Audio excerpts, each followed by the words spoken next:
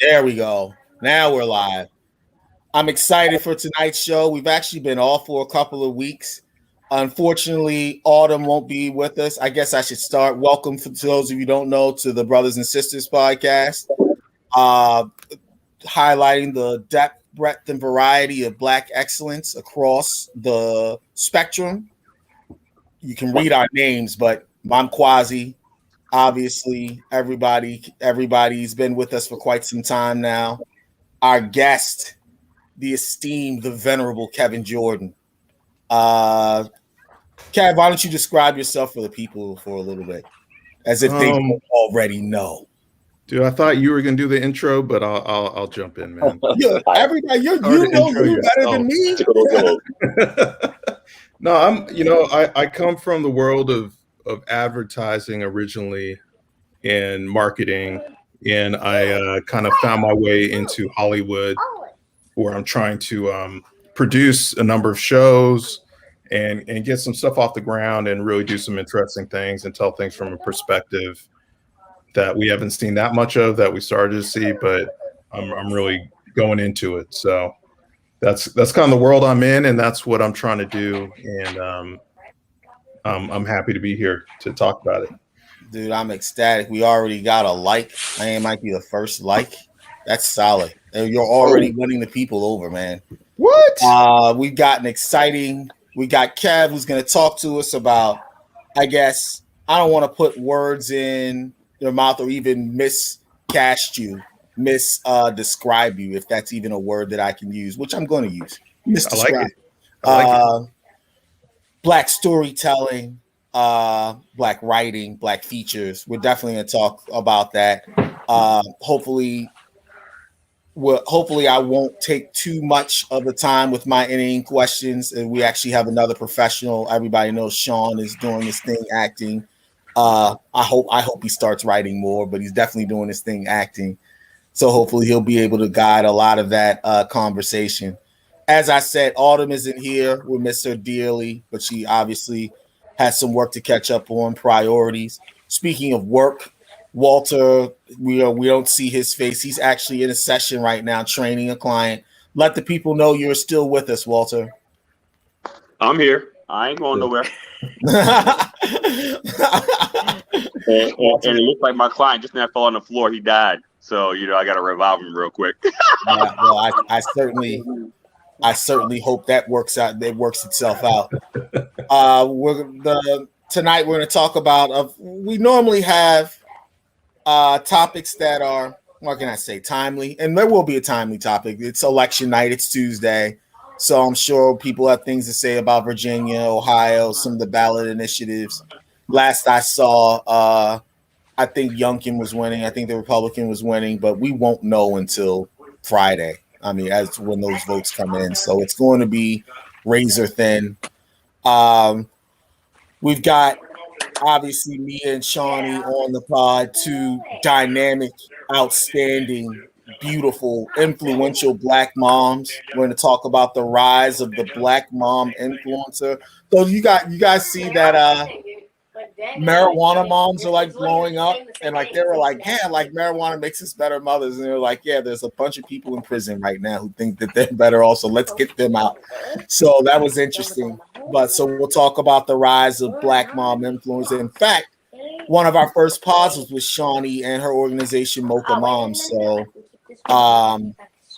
we kind of touched on, I think it's pretty funny that now it's being noticed everywhere. Tied into that topic, and we'll probably be able to go through it, is the kind of sort of rise in criminality of Black teenage girls. Cops are not fucking around at all. Like they're beating up Black teenage girls, targeting them, and more or less, I don't know, treat them like, Black teenage men, I guess. So I think that's interesting. We'll talk about Colin Kaepernick and the Colin Kaepernick and Ava DuVernay series, which I haven't caught a lot of. My mom has been telling me to watch it. She's obviously all about it. But I've gotten some questions from some people, some Black people about it, and I think they'll be interesting to explore with the brothers and sisters. when we were talking with Kev and quote unquote, I don't even know what you want to call it. Can't even call it pre-production. We just like, what is this going to be? It's like, this is what we'll cover. It's like, that's cool. He was talking about Chappelle and whether we covered Chappelle. I told him we had, but we can probably get back into that as Chappelle was the presenter for Jay-Z and his initiation into the Rock and Roll Hall of Fame. I forget who did it for LL. I thought I saw J-Lo. I'm trying to figure out what the connection is there. But I think J-Lo was LL Cool J's like presenter for the Rock and Roll Hall of Fame. But so those two icons are getting in, and then obviously ending with entertainment transitions us nicely into our interview with our featured guest tonight, Kevin Jordan. So we got a show chock full of goodies. Are we watching? Do people have TVs on in the background? We're watching the election stuff. Mm-hmm. Yeah, I see you. Yeah, I see your head. What are we thinking? Trepidation, joy, indifference. I got a little NBA on TNT going. Sorry, That's I'm blocking it all, blocking it all out. Blocking it out. Yeah, giving you my full attention. I care. I live in Virginia. You do live in Virginia, but you got all of that Amazon money that's padding you from like real life legislation and effects, right? It doesn't pad me from shit. I'm black. Well, that's a good point. Yeah, that's probably true. Did you vote? No, I'm still a California voter. Wow. So you couldn't even help Terry McAuliffe, huh? No. Are you trying to stay away from the jury duty? Is that why? I have jury duty. You haven't switched? Never gotten jury duty. Never. Oh, that's gonna happen. Maybe it's the name. So it's gonna happen. now that I put out in the universe, I'm gonna get jury duty next. You will get it. Shawnee, what are we thinking? Do we care? Of course I care. You do care. Me and Mia, if we weren't on with you, we'd be texting about this right now. So. Why? That's true. You guys are junkies. Why do we care? Right. We've been watching MSNBC like, No, I mean, you guys tell me. Like, I've been known to stay on top of things that are happening in politics, but I'm really trying to figure out why we care. Yeah. I mean, we will ultimately, because we just saw what happened with the last presidential election cycle, where just putting someone in office, I mean, they can fuck up your life. If we didn't have Trump, we'd probably have more vaccines right now instead of thinking that it's optional or like they don't have to do it. So it makes a difference who we put in office and who's our de facto leader. Regardless if we like them or not, they're going to be the ones that are at the top that can pull purse strings. As a Maryland resident, soon to be a California resident, can you ladies or anybody in the pod tell me why I should care about who the governor of Virginia is? You should care because I live here and I'm your sister. I care about you. That's a good answer. I care about you. But like I said, you and Shawnee are gonna be. You guys are safe from all of these legislations and ne'er-do-welling. What about the police whipping their ass though? You got to worry about that. That's true. We do have to worry. We're going to talk about the police whipping their ass on there. Quaz, let me ask you a question. Yes, sir. Which way did Virginia go in the past presidential election? Virginia went towards Mr. Biden by a great margin, a great deal. By 10 so points. I think that's the main concern with which way Virginia goes now. Because we have to worry about what's going to happen in a couple of years. And I think this race is unique, though, right? You got the Republican who's not a Trump standard bearer at all. In fact, he's done everything possible to distance himself. Not from Trump, really, right? though. He's not full-fledged anti-Trump. He's kind of like Trump light. Yeah. He's not like, oh, F Trump, but he's kind of like, I'm Trump-ish. I'm just not like he's like I'm Trumpy. Yeah, he's not anti-Trump. No. He's like while I campaign, since he might be a liability, I'm going to keep a little distance. I'm Trump light. So when I think of Glenn Youngkin, I think of like corporate executive board, right? When you CEO, CB, like those tend to be like Mitt Romney Republicans, not like Donald Trump Republicans. I feel like this guy's like a middle of the road business. Now he's using some of the tactics, right? Particularly CRT and the school system to try to animate that base. I know Trump is telling his base to go out and vote for him, but generally when you say I'm not a like Trumpy, when you're like generally when you say I don't like Trump, you're not successful in today's Republican Party. Sure. So he can't say I hate Trump or I'm anti-Trump because he wouldn't be the nominee for governor in Virginia. Though Trump's endorsement has not been great, though, right? It's a little less than 50-50. So we'll see. But they, at the same time, they don't want to get rid of it. You know what I'm saying? It's like they want to have it and not have it. You know what I mean? That's like MAGA. MAGA. I don't know. This is an off year election, right? Yeah. These are all super duper special elections and questions. Mm-hmm. And again, I don't want to take it lightly.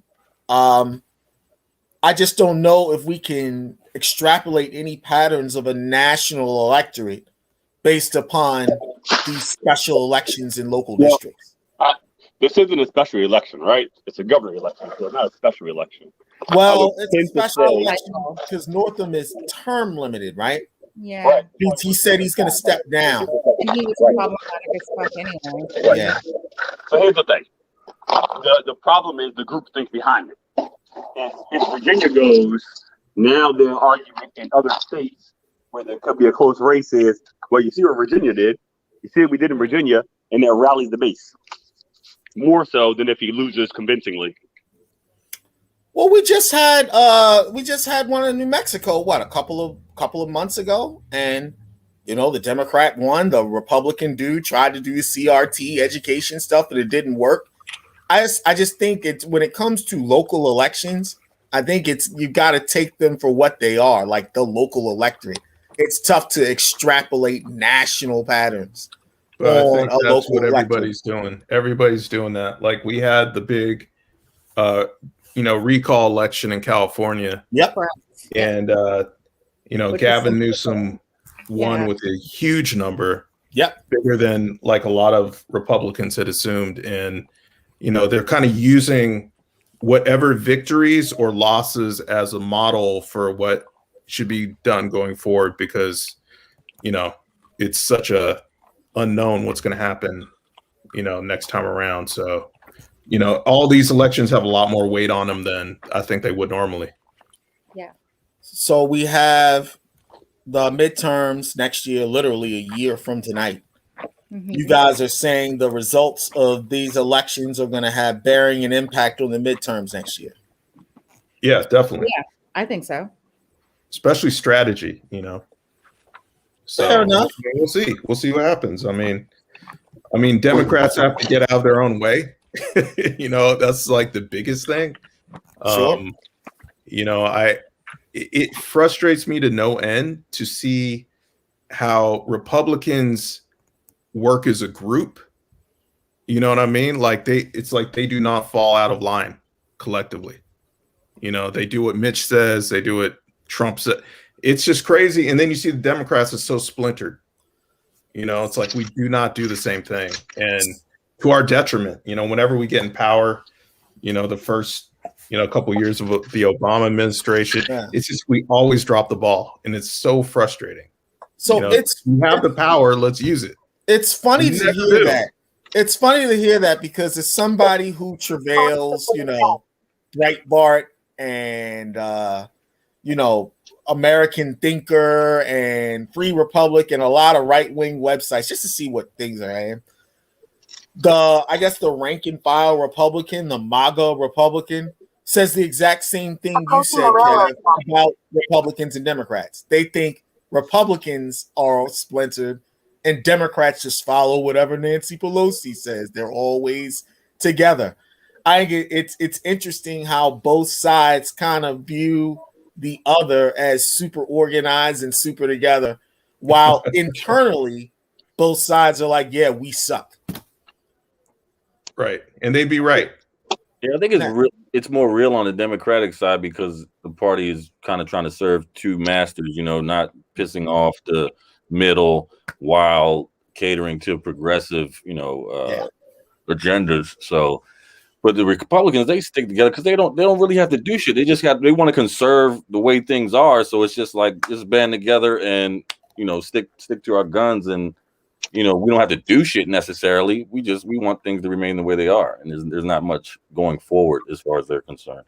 I think they also have more fear, internally. I feel like they feel if they were to confront Trump, if they feel like they were to break party lines, like there's more of a repercussion from the group. You know what I mean? And there's more fear there. I think you have in the Democratic Party, you have like you said, you have like the, OACs, and you have like, the mansions. Like there's just such a range that, and people aren't afraid. Who's going to drop the hammer on them? You know what I mean? So, I think that leads to a lot. I agree with you in that there's fear, but I think the fear is a different reason. I think that the fear is there are so fewer Republicans than there are Democrats in the country. And once we figure out how to get rid of the gerrymandering, there'll be no more Republicans. It's overwhelming how the maps are, the congressional districts, the state districts, how they're organized, and they minimize the minority vote.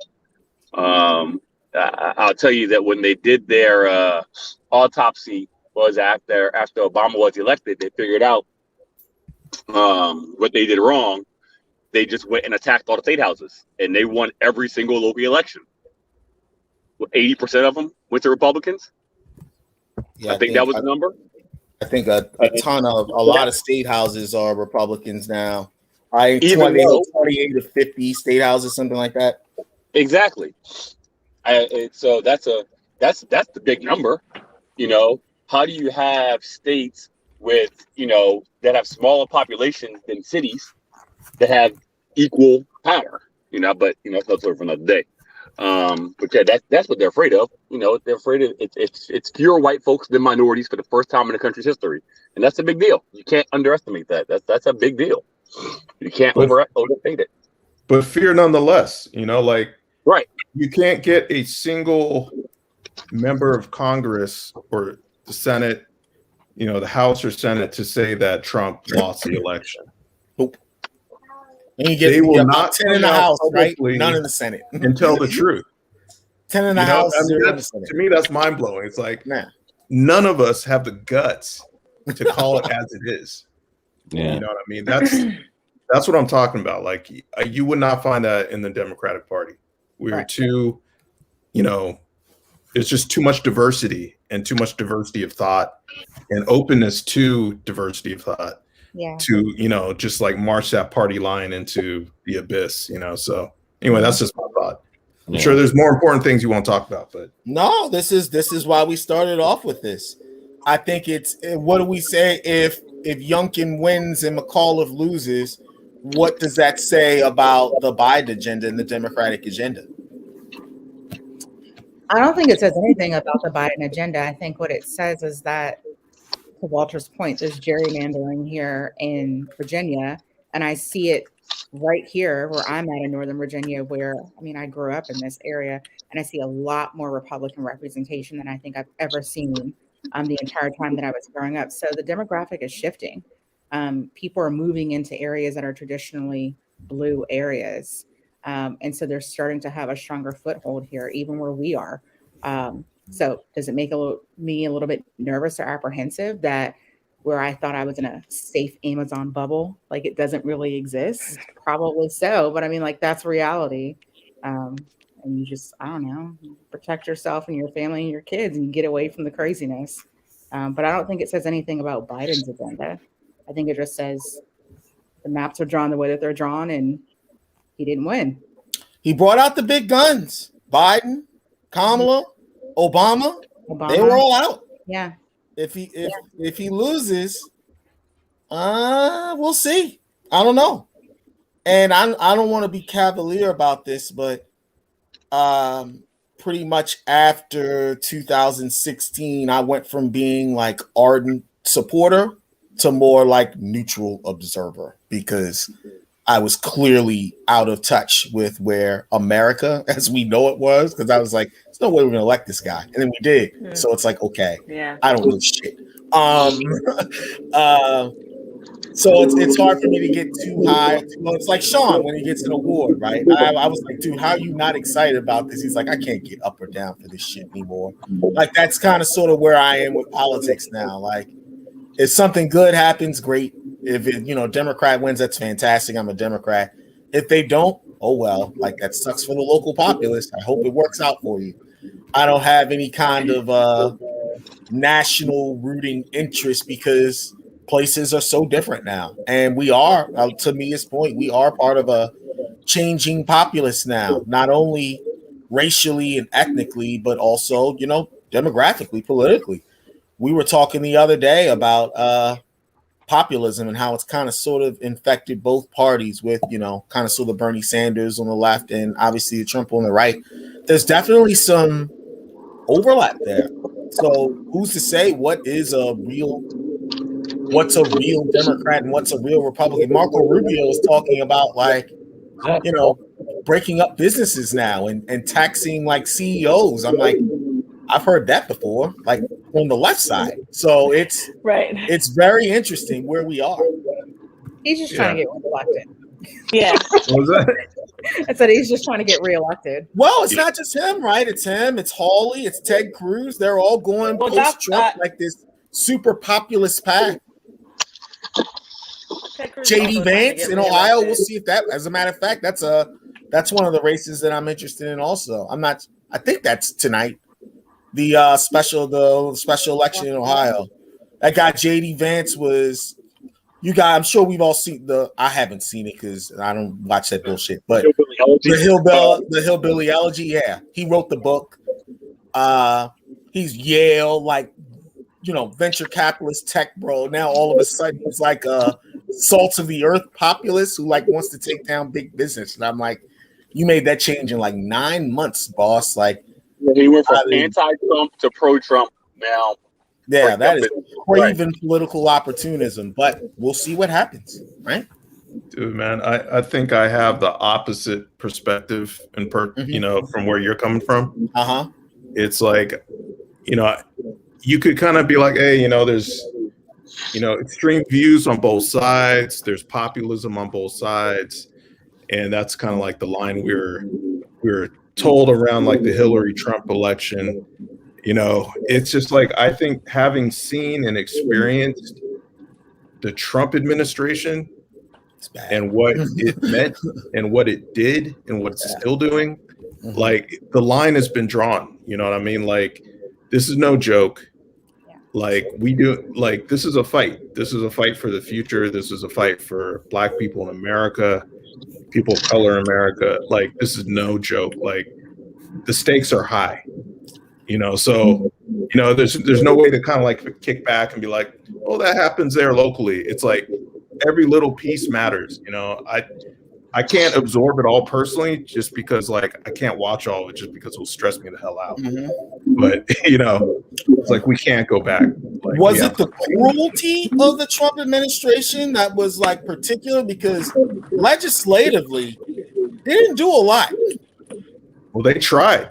They definitely tried. They definitely tried. They definitely tried. They definitely failed. Blatant racism of the Trump administration. Yeah. Blatant. Blatant racism. They did something. Yeah, it's what they tried to do to immigrants, all the racists that came out the woodwork during the administration that felt enabled and empowered. There's a lot. It might not be necessarily legislation, but it was definitely, the monsters kind of came out of the closet, and they haven't gone back in, and they're waiting for their chance to kind of run free. So it's, the stakes are high, man. Stakes are high. Sure. There's also the alternate reality where we don't. I mean, we can say we know up is up and down is down, but it all depends on who you're talking to, right?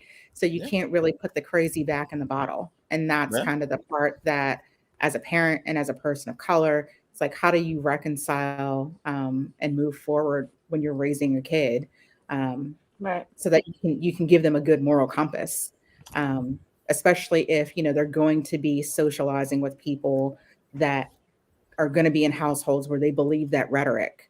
How do you protect your kids? It's different from just like your kid being called the N-word at school now. It's like, it's groupthink. It's people that don't believe that they have to subscribe to actual facts. So it's a different reality that we're living in now that was ushered in by Trump. And I don't quite know how we're going to go back to any sense of normalcy where we're all able to agree on just simple facts. I would want to push back on that, but you actually have a natural transition. Yes, when you talk about raising kids, I just think Trump is a symptom. Like, I think Trump is a kind of sort of, I don't think he ushered in this new age. I think it's a result of things that have been happening, particularly. I mean, the time was right. Yeah, the time was right? We're coming off a black president. We were on the precipice of a woman president. Like, I think a lot of people just like closed ranks and were like, oh, this is too much change too fast. And it kind of sort of shows that the country itself, although we're driven by, kind of sort of these blue progressive centers in New York and LA and San Francisco, Chicago, whatever cities, like there's a vast, wide swath of like rural America was like, you guys are leaving us behind. We don't like it. So this guy who tells us the things that we want to hear, even though we know in the back of our minds that it's probably not going to happen, he's listening to us. So like, we'll go with him. And I think you can see, particularly what happened with the last election, not only when those things didn't come true, but he became more of a politician, right? Where it was was he really listening? I'm like, was he just pandering? Was he really listening? Oh no, I don't think he was listening at all. He was definitely pandering. He didn't really care. I think the veil cared all about those people. The veil came off in 2020, where he had to be an actual politician, right? And then those same people who felt ignored before, he started to ignore, and they were like, "Wait, this guy's no different." We talked about this at the beginning. I think our very first podcast with Randy Goss this year, we talked about it. Trump, and he increased his vote share in every single group. Every single one, except white men. White men was the only group that he had a lower percentage of in 2020 than he had in 2016. More blacks, more Asians, more Latinos, more LGBT, more of everything, except for white men. In fact, looking in New York, Trump won every borough, increased his margin, in every borough from 2016 except Staten Island. Who would have saw that coming? No one. And for those of you who don't know New York, Staten Island is where like all the cops and firefighters and municipal, I don't know what you want to call it. I don't want to paint with a broad brush as racist, but where a lot of the Republican base in New York City is. And he lost it there. He had his biggest increase in the Bronx, then Brooklyn and Manhattan and Queens. He had increases there. He actually had a decrease in Staten Island. What that was, and this is, I don't know if it's backed up, but it sounds pretty sure. Once he started to be a politician, right? He had a platinum plan for black people. He had a plan for Latinos. You talk, when you hear the band and you talk with people, a lot of those forgotten white people were like, oh, where's the plan for white people? Like he's acting like another typical Republican politician. And then, of course, his only legislative achievement was the tax cut, which didn't really help those people who felt forgotten, right? Who felt like, the First Step Act. He got the First Step Act. The First Step Act wasn't a bad thing. I guess. I mean, okay. I don't think white people are particularly for. White people felt forgotten by the political zeitgeist. Felt okay with the First Step Act, but yeah, it was all right. I just feel like I have to kind of caveat what you said just a little bit. Mm-hmm. In that the reality of the situation was because everybody brings out these numbers that, oh, more people voted for Trump and all this. It's like more people in general came out to vote. Sure. And it was because of how extreme things were at the time. Sure. So you just had more numbers. Well, you know but the percentage, though, this guy got like a ton more support. It's not like, the number of votes. It was like the stakes were higher, and more people came out to like voice their opinion one way or the other. So it was just like, people got complacent.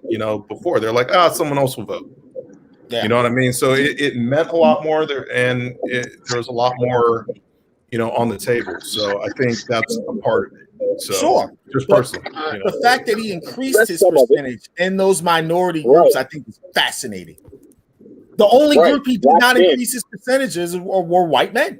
He lost 5% of white men that he had in 2016. A little bit. What'd you say? You embarrassed the shit out of him. Yeah, I think that's part of it too, Sean.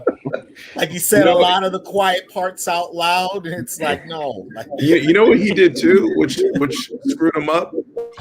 Before the election, I remember he was telling people it's rigged because he knew he was gonna lose. Yeah. So he was like, and he did it after the election too, as we all know. But like right before, he was like, like this whole thing is rigged. They're going to steal the election. So I think a lot of those white people were like, they went along with him and they didn't go to the polls. That's what happened in Georgia. I feel like that should be our tactic going forward in all the elections. Is to convince Trump people that it's rigged and you should not even try to vote. Yeah. That's my mission. But anyway, I knew you were kind of transitioning to a different topic. So let's no. Maybe get off Trump for a minute. You see how free flowing this conversation is. I think it's a good idea, and also the vaccine is not necessary, right? It's seemingly overwhelmingly Trump supporters and voters that are Lysol and some horse dewormer. Yeah. You don't need actual science. That was a message, right? It's funny though. Mia talked about raising kids in this kind of sort of new world, new environment that we're in. And on Shawnee, we actually didn't see her kids because we weren't live before. Shawnee's got my 3 beautiful nieces. Jamia's got my 4th beautiful niece. Black moms influencing, huh? It's like through the roof.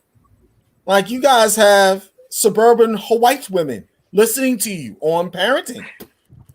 How does that make you two doting mothers feel? And also, do you have any tips in case we have some parents to be on here? You don't want parenting tips from me. That sounds like something an influencer would say. But go ahead.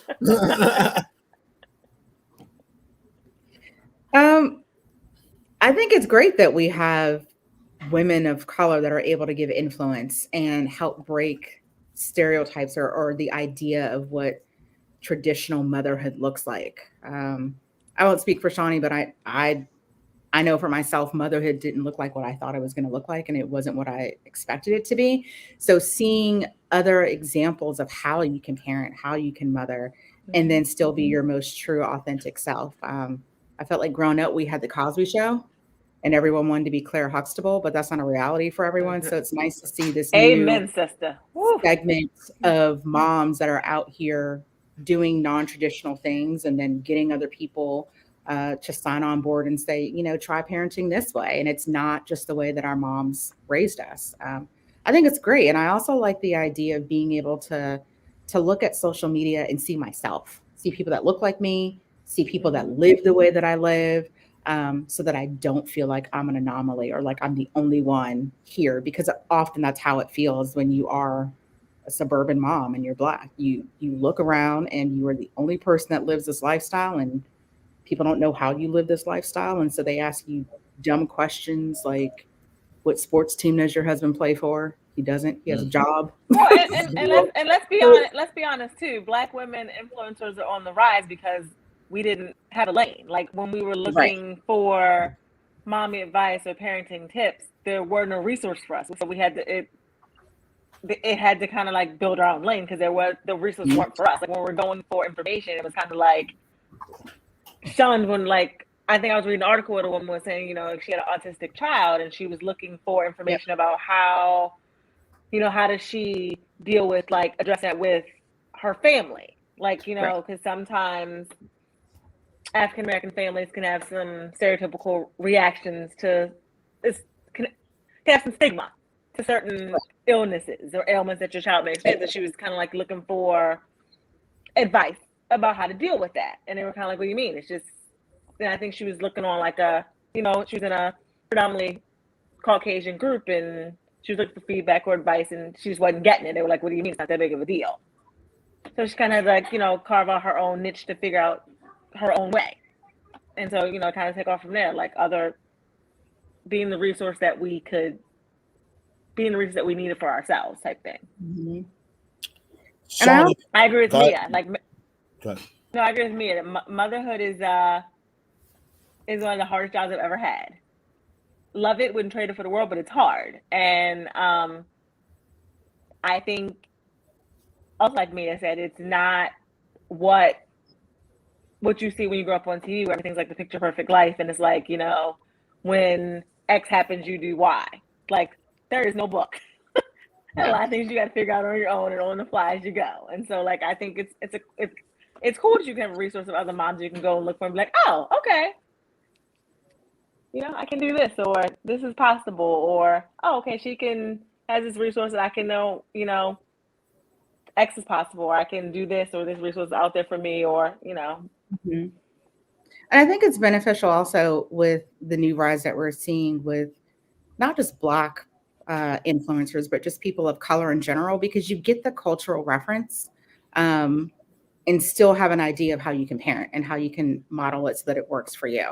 And I think that that's really important as we're moving into a space where we're seeing more multicultural families, that we are being more inclusive. And we also have to be mindful of the fact that we are on this big rah-rah kick right now of being extremely diverse and open to all options, open to everything that's on trend, especially with Black culture. You know, like Black women create so much of the culture of what is consumed today. So I think it's only right and fair that we get some of that acknowledgement and that we do get some traction where it's like, hey, you know, there are Black women that are doing this. It's not just like, you know, Susie from the suburbs. You know, you can also have Keisha, and she can be just as much of, you know, a Betty, like a homemaker as, you know, anyone else. So again, it's nice to have that representation and to not feel like you're doing it by yourself. And if you want to have a resource for someone that, you know, can keep it real with their kid and speak to them the way that we speak amongst ourselves, but still give you ideas as to how you can still, you know, fit in at the bake sale, which I don't fucking do. It's nice to have that too. I'm not that mom. My child will tell you, I write checks. I don't do domestic stuff. You don't know how to bake? I do. But my sister's gonna write a check. Don't worry if I'm right. I'm writing a PTA, mom. My sister's Yeah. gonna write a check, Yeah. So, but it's nice to see that too in representation, where it's like there's the mom that's like, I'm about my business. I'm gonna go to work. I'm gonna, you know, grind it out, and then still switch it up and come home and like take care of my kid. And we talk so much about, you know, Black women being strong, being the heads of their households. And so it's nice to actually see what that looks like in reality. And I think that that's important just for moms across the board, because we always talk about this idea and this notion of women wearing all of these hats, but we never really see it play out realistically. So I Kevin, think if she doesn't bake, is that a problem? A problem? No. She can do whatever she wants. I mean, So I not think- do whatever she wants. Yeah, we're in a- I'm not judging. I love baked goods. So, this conversation is unique. I made Because- cookies and brownies on Saturday. Well, Sunday. Oh man, What kinds of cookies and brownies? But we made peanut butter cookies, and then we made double fudge brownies. These are Check. sober cookies, For the- or Interesting. No. Very interesting. So Walter, I didn't. Do I you haven't hear eaten. Trainer throwing the shade over You there? can't be talking about making cakes and cookies with your personal trainer It's on fine, it. Walter. I didn't eat it. I taste tested it. It's For fine. those It was in her the cheat audience, meal, for those of you Walter. who Leave don't her know, alone. It was her cheat meal. Walter trains half the podcast. I'll be starting sometime this week, and it's pretty funny whenever we talk about eating, and he's like, "Really? Like, No brownies for you. no brownies for you." But like, She gets so a cheat like meal. baking, like you can bake, but then at the same time, it's like, you know, that's something. And I used to Instagram it, not like I'm an influencer, but it was something that I wanted to do for my family, where it was, you know, like Baked Goods Friday. You know, like we would just every weekend we would do something together as a family unit where we're all in the kitchen and we're doing something like making a meal together, or, you know, baking goods. I mean, I got a little kid. I got to keep her entertained. So roast some Brussels sprouts. I love it. She's naturally fit. She doesn't. We're not giving her White chocolate Brussels sprouts. Ow. So I think this conversation is particularly interesting within the dynamic of our podcast today. Even if Autumn was with us, it'd even be more interesting. But even now, so you ladies are surrounded by 40-something, over 40 men, childless, right? Kind of, sort of, That I know of. you know, unencumbered. Walter and Kevin are in long-term relationships. Sean, are you in a budding relationship? I would say it's a budding relationship. And I'm moving across the country, free as the wind blows. Though shooting my shots, like all up and down the East Coast, trying to see what I can do. I just no pressure, right? It's like, oh, whatever. This is no pressure. So, I guess my question for you ladies is, and I don't want to talk for the rest of the men, but and Mia, we've actually had this conversation. You were actually, I hope we don't rehash what we covered. Should we have kids? No, Damn. Who has Wow. kids? no. Wow. Are you What the asking hell are does you that talking about mean? specifically, or people in general shouldn't have kids? What are you answering to? Quasi and Yeah. Walter? Quasi should not have kids. No. I would agree with that. I would agree with that. I would agree with Should I that. be insulted? Like, I don't I would know. agree with that. Nah, should I be No. insulted? I don't know. Why should I Why? not? Why shouldn't Quasi reproduce? Yeah. Because Quasi has 8 nieces and nephews already. Ah, I see. So yeah. Quasi, parenting takes a lot, and I do not think that, and I mean this with the most respect possible, you have no idea how much parenting takes until you actually step into it. And unfortunately, or fortunately, once you're in it, you can't get out of it. Like, it's there forever. Like, it's You can't give it back. So even when I mean- you're 18, you're still a parent, you know? I mean, honestly, it takes as much as you put into it. But if you want to do it right, Yeah, I know, but like kids have come out okay out of so many situations. I mean, So why people can't I have a say kid is what I want to know. But people What's say that? they're resilient, but What? Why shouldn't I have a kid, Mia and I Shawnee? I didn't say you shouldn't have a kid. Oh, okay. About to say, because I think Quasi can have a kid. I think it's gonna take you meeting the right person for you to have Yeah, kids. it's gonna take a special woman. I think Yes, it's gonna it take a is. special woman to flip your mindset. Yes, it is. I'm looking for a more Right now- traditional mindset where Right You now, know. you are your father's son. On the note of the, And so I see. Yeah, see. Yeah. You're your father's son. Quasi wants a woman who bakes, I do. who knows how I to bake. do. You gotta be. Okay, but what does that do? But what is that Quasi do? going to do? Is No. Quasi, What does that I mean, do? like, I said, we as a family. Yeah, no, I need a woman who will both put up with, and I guess also subtly remind me of my bad habits. Like, it's not that I'm going to change them, but like I probably need somebody who wouldn't like totally indulge in them with me, but at the same time would be like understanding and caring of how it is that I live my life. And respectfully, that's why you shouldn't have a kid, because She's not gonna be with that shit. have 2 kids, a husband and a child. Respectfully. Yeah, no, that's. Can I just when you meet the right woman who's for you, your mindset's gonna shift. Can I just like trumpet or puff it and be like, hey, like this is give me the cost for what the kid are and like you raise it? I mean, why would Nope. why would you do? I don't. Wow, this is taking a turn, man. Well, This is taking a It, turn. yeah, it really has. I don't know whether I should feel insulted or am I dodging a bullet? Fathers in those situations I usually told don't you when you tell meet their the kids right they love woman. them because they write the check and shit. Right? We were talking about writing checks. like that. My Yeah. father always told me he loved me, and my dad told me he loved me every day. And shit, but he wasn't able to be there. But that check shit, it can get dicey. I feel like Yes, it can. be built up. Dude, I don't know. I feel I like think when Quaz you would be meet a the cool right ass dad. woman, when Thank meet you, the Kevin. I woman, appreciate your that. mindset will shift, and I feel like then you'll be ready for kids. The Quasi you are right now, you or your father's son, you're not ready for kids. Wow. Oh, Wow. I got deep. I got A deep. lot of truth there. I love Lot of you truth as there. your sister. I love A you. lot of truth there. This became like an intervention somehow. Can't let it right? kind of sort of Wait, did. wait. Pat. Like Wait, hold so up. actually it's funny. Like so I've been in relationships with, my previous exes two? Yeah. No, just one. One had a kid, and I did all the dad stuff. Birthday it's- parties, private school It's visits, different. It's different. stuff like that. Different. No, it's different because when our sister Rhea had her kids, and she had 3 kids before Shawnee and I ever had a kid, we were involved aunts. Like we were with those kids all the time. It is a hell of a lot different when the kid is with you 24/7. Yes. Yep. The kid, it doesn't leave Acting you. in a parent role is different than being doesn't the leave. parent. The kid doesn't leave, like ever.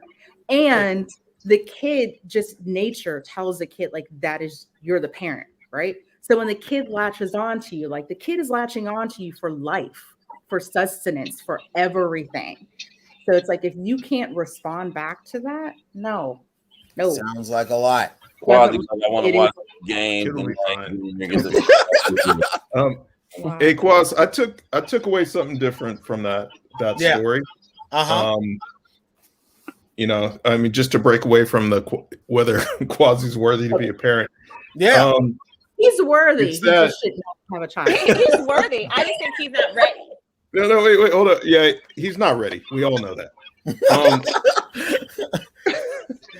The thing that I it kind of goes back to my world a little bit, as we'll get into a little later, but it was that the Black mother influencers were getting less support and money from advertisers, from companies, than the white mothers, because they feel that, somehow Black mothers, Latino mothers are like a niche group, and that they don't represent the general population. So somehow, like, we're going to give a ton of money to all these white women, and these Black women we're just going to kind of like treat them as second class, influencers. And to me, that's kind of like the story. It's been the story up until recently of Hollywood. It's been the story of, like, a lot of different things is Black people as consumers, where we kind of look at them as, this is like a secondary group, and they have less money and they have less influence. And I think that's a bigger problem, and that's a bigger issue. And that's something that is old school, archaic, and something that people have to evolve past, because, Black women, influencers, creators should get just as much attention and money and support as any other person. So that was what I took away from that. I think it was well said. I think Mia said something about non-traditional mothering, non-traditional parents, and I'm wondering if there's any evidence, or if there's any data that Black and Latino women, non-white women, fit into that non-traditional definition. I would, off the top of my head, I would say definitely, but I just don't know if there's any concrete data, and I don't know if that affected outside of the usual racism, the kind of sort of the distribution of funds and distribution of attention. Like, I mean, the are question black women less likely to be like June Cleaver or even what is traditional? How are we defining traditional? I think within the American context, the 2 to 3 kids, house, 3 bedrooms, white picket fence, stay at home, the nuclear family. Less of that. But that hasn't existed ever. I mean, definitely since the 50s. So it's like the people who decide what general, what traditional, what status quo is. Mm-hmm. What are they basing that on, and who are they excluding when they create these definitions? Sure. Yeah, definitely exclusion. Yeah, there's a ton of exclusion. So, sorry, go ahead. No, go ahead. No, the rising. You said they're the rising lady with non-white women. I must take my flight. I'll call you later. There's tons of non-white women who are raising black children and may have no idea how to go about that. Like Maury Povich shit. What do I do with her hair and shit like that? Those type of parenting tips and aspects. So maybe that can kind of contribute to the popularity, not the support, but at least the popularity of it. Yeah. Well, it's also money. It's like we will not get as much money if we focus on these people because they're like a fringe culture or they're outside of the norm. But the truth is that's not the truth. You know what I mean? It's like who's coming up with this? It's like people who kind of want to stay in power. Right. As like Quasi said, the demographics in the country change. Like what used to be, status quo, what used to be the general population no longer is. Yeah. So, like stuff you were saying with Hollywood, like this film with the black lead would never work, but it usually does. They just don't want to try it. Exactly. Out of fear, yeah. So we agree that black women, or actually non-white women influencers, though, what the piece that I linked to you guys were specifically black moms. They're getting more money, more of an opportunity. Is there something to be said? And I think Sean was interested. We were talking about raising black kids because, as I told you guys, I listened to the Brittany Renner podcast with DJ Academics today, 2 hours and 15 minutes. Pretty enlightening. She actually said that actually listening to her, it encouraged me that I could be a parent. Like, she does whatever she wants to. And like, she has a son, and her son's going to be raised in a healthy, loving environment. So by her family, right? Huh? By her family? She's using her family? By her, Sean. Her staff. I don't think she'd appreciate you casting aspersions on her motherhood, sir. But you just said her yourself that she said she was going to do whatever the fuck she wanted. You can't do that. Right? Well, she's saying her answer was doing because he brought up like, aren't you worried when your son gets older, they're going to see all these crazy videos of you and like, you're hanging out with porn stars and stuff like that. Because we do know from the early 90s, Superhead has a child. That's what Academics were saying. We don't know who he is, so I don't know. I mean, maybe I don't know what he's turned out like or what's going on with him, but you can shield your child from that to some respect. Yeah, desires to. I feel like. Yeah, but she was saying age doesn't matter. She addressed the age stuff, so that feels that was like, yeah, like what if my future wife is finishing up her junior year at UCLA right now? No. Did you say high school? No. Did you say high school? No, not high school. That would be illegal, Chantel. That's ridiculous. We are talking about child brides here. This isn't. We aren't in Afghanistan or Middle America. Like we are talking about child brides. To what Sean said, are you talking about Superhead? Yes. Did she rebrand like Facebook? No. Superhead had a kid. He had a kid Ted, you don't know. Okay, so Brittany Renner is she's like this Instagram vixen, Instagram model. I can't remember. Yeah. Her baby's father. I guess she was 26, and he was 18 when she kind of sort of scoped him out at Kentucky, and then they had a kid, and like I guess she sold him on we're gonna be together like forever, and she was like, nah, I got the kid now, I'm good. And like apparently he's devastated because he's just paying child support, and like she's like, oh, it's stepdaddy season. Like that was one of I got that. We already back on college campuses. It got bad. But Kev, as you've seen up close, like I'm willing to be stepdaddy. I am. Yeah. I am. You'll step up, become stepdaddy. The last time Kev and I were hanging out was for memorial of you guys know Jeff, one of my really close friends. Yeah. He had his sister Eli, who Kev has been with for quite some time now. They had a memorial in New York. I went. It was a beautiful occasion, and like this bartender, just ridiculous, and like we started talking, and eventually like I ended up like just talking with her, and then like eventually like she was like, "Why don't you come to the wineries with me tomorrow?" And so like I ended up going to a winery with her, like all the way in bumfuck Long Island, with like her sister, and like her mom. And so like it was okay, but I'm thinking whatever. And then like she had a Halloween party and I couldn't make it or whatever. I got hammered on Friday. But she's got 2 kids. She's like 25 and got like 2 kids. And provided if we were to get to know one another better, like what's wrong with, a non-traditional parent? A non-traditional playing non-traditional roles. Let me just kind of give you my perspective on it. Yes, please do.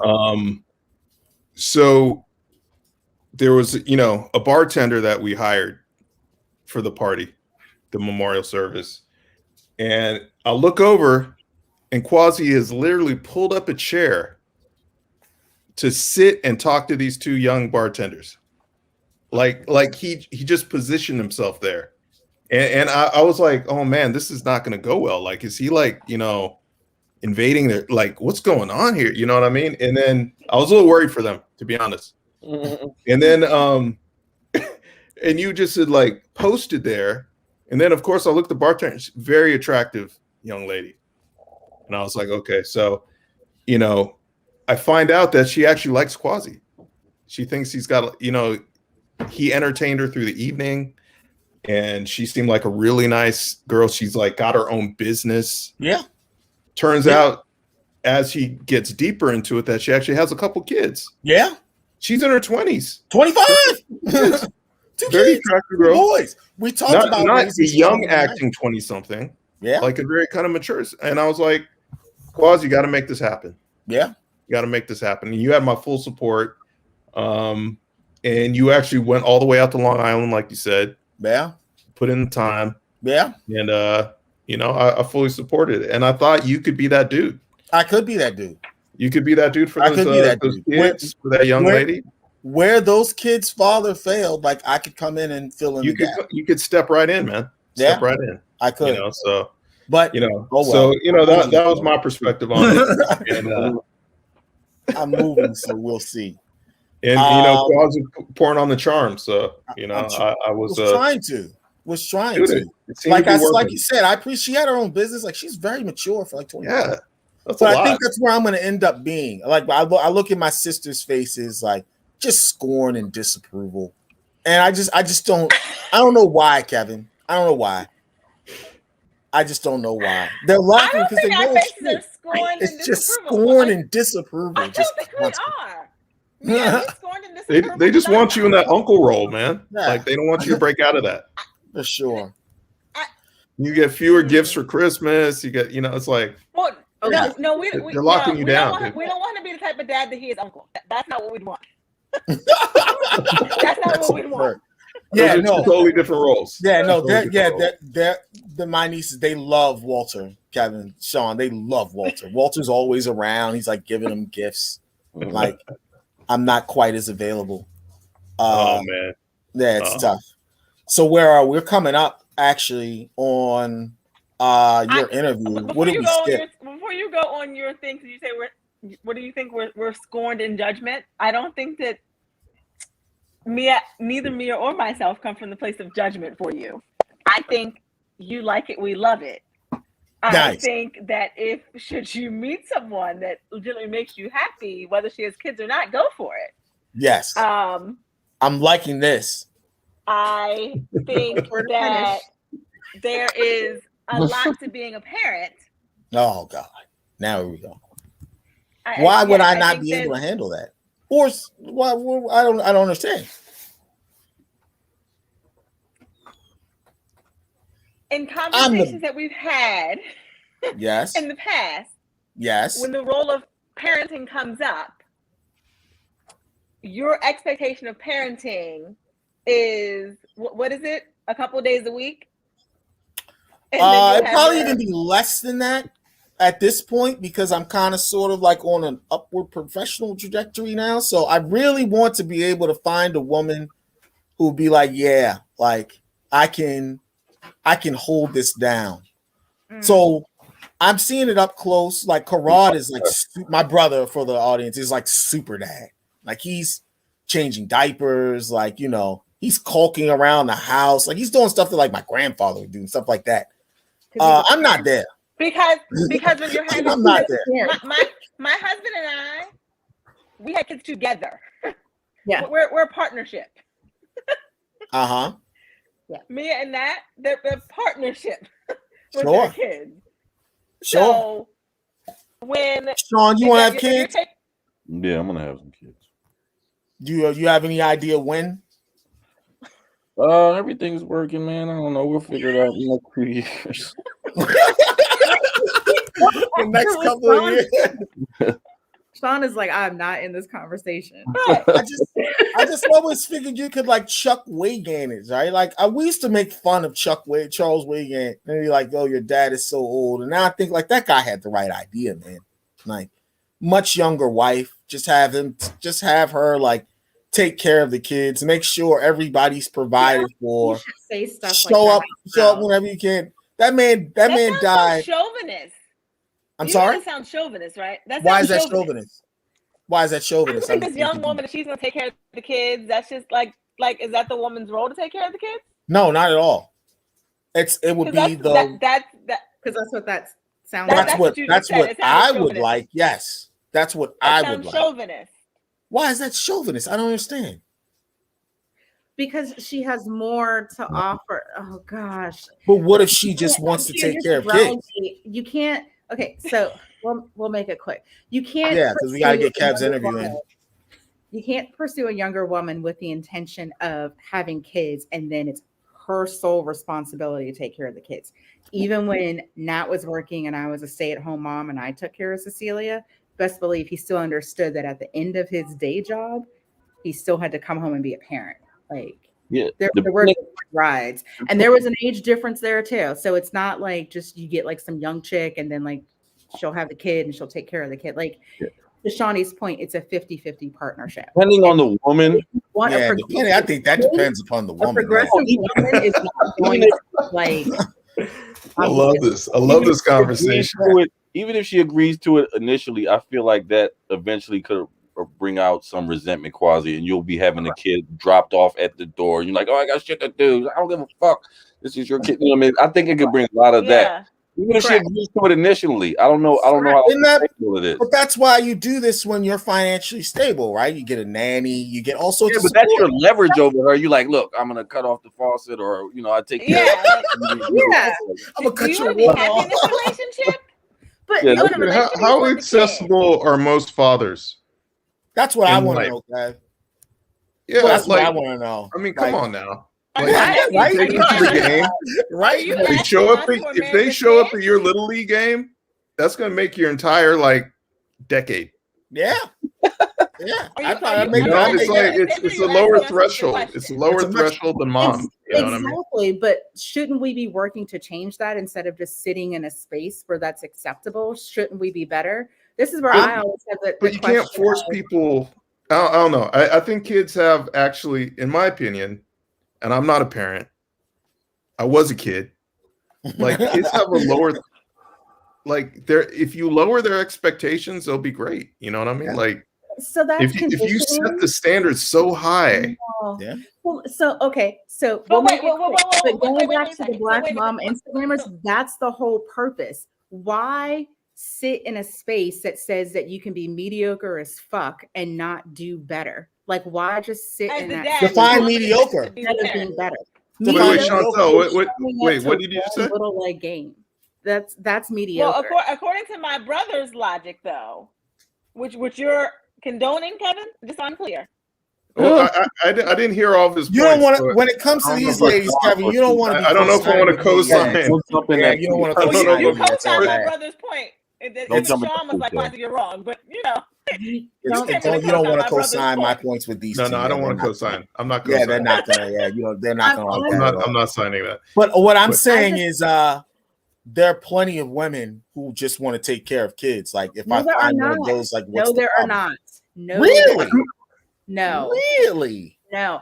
I'm sorry. There's the age of enlightenment. If I go to school and get an education, I don't know a single woman in my peer group that says the only thing I want to do in life is produce babies. And when I say in my peer group, I mean college educated women. I don't know a single woman that is aspiring to reach the C-suite that says, I want to give it all up to have babies and stay at home. Like if you have a brain and if you have knowledge and if you have a skill set and you have something that you can produce to put out into the world, you're more than just a vessel to have a child and then just take care of that child.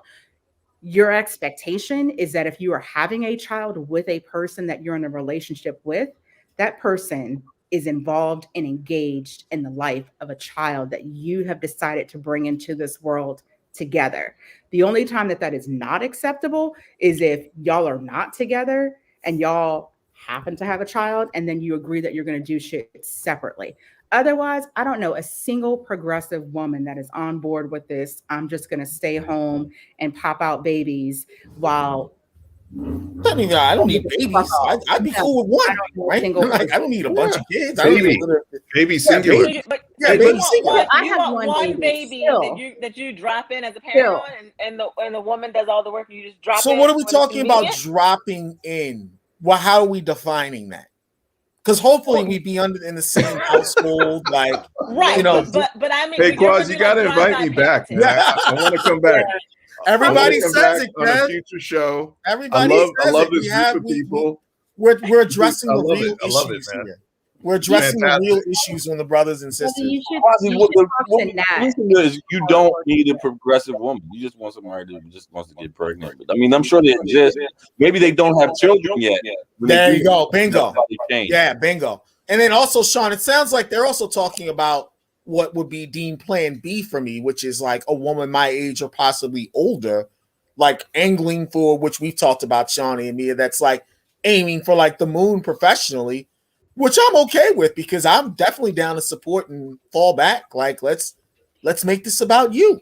It doesn't have to be about me. A younger woman would still have career aspirations. I mean, there was a significant gap. She can have career aspirations. I had career aspirations. And again, the point was never to just, I mean, I wanted marriage, I wanted commitment, but it was never just, oh, let me pop out a kid and then that's it. No, I'm just saying, like, I feel like my wife would probably be better heating up formula, changing diapers, and doing those things.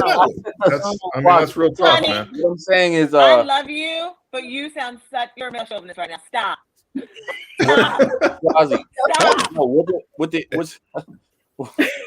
If a woman was like an Oprah Winfrey track, you know what I mean, and she was super successful, would you fall back and take care of the kid and let your belly grow? Wholeheartedly. It's all about her. The time though, not hiring. No. We get a nanny. We got to get some help. We gotta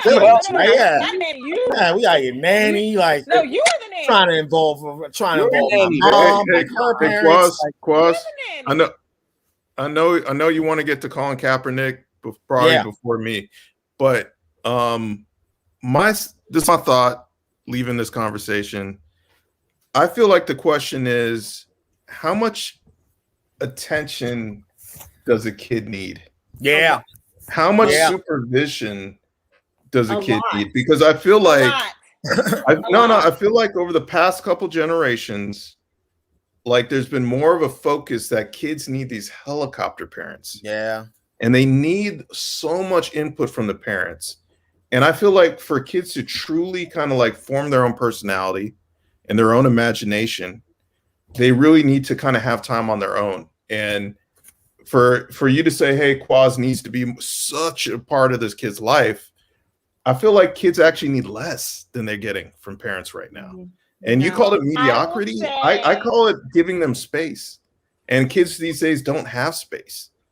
You know, they have constant stimulation, constant activity, and they have constant input from their parents.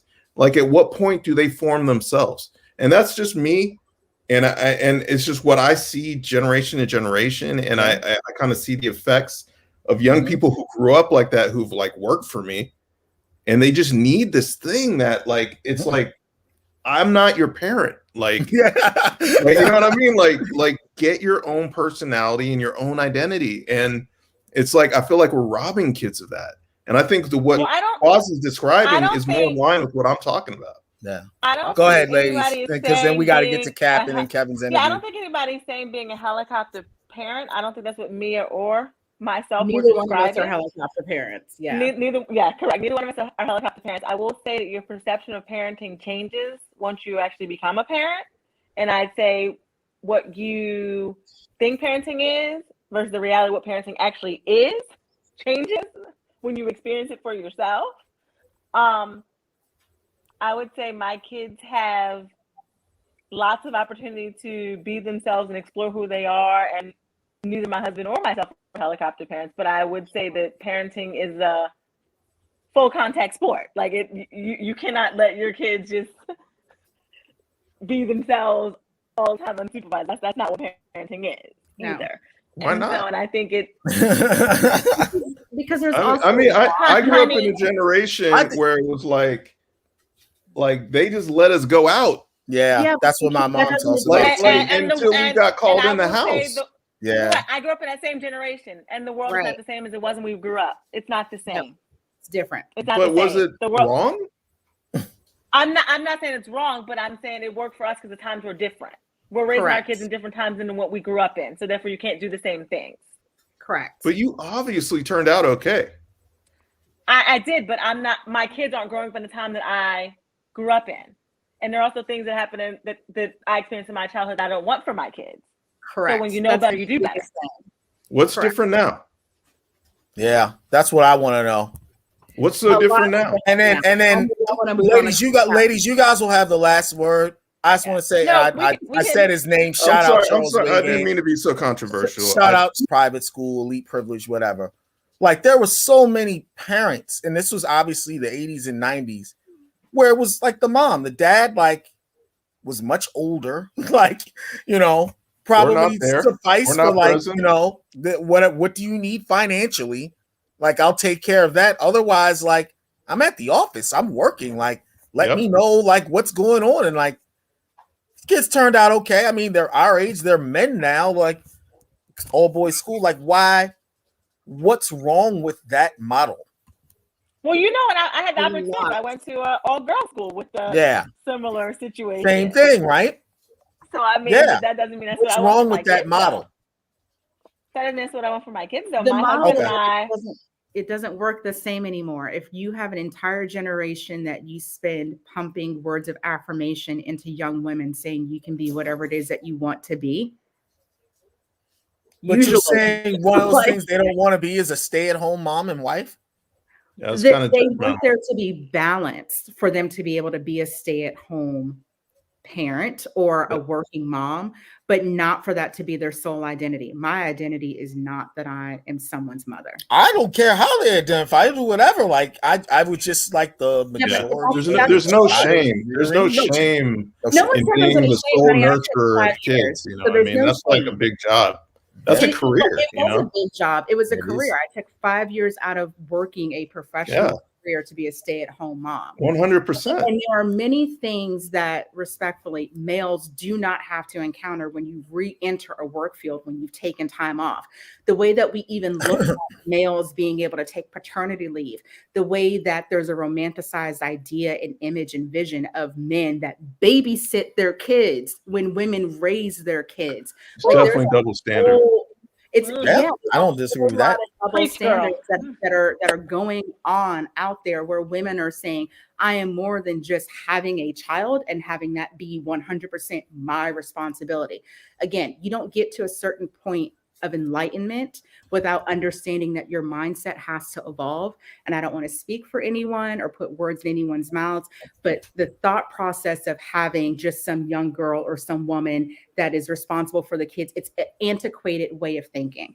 And the more women that you come into contact with and you have actual conversations about what parenting should look like on a realistic level, and you're not just, getting a Brittany Jenner that wants a check, or, someone that's lazy and just thinks that like staying at home and like popping out kids will be an easier path for them so that they don't have to deal with real world shit.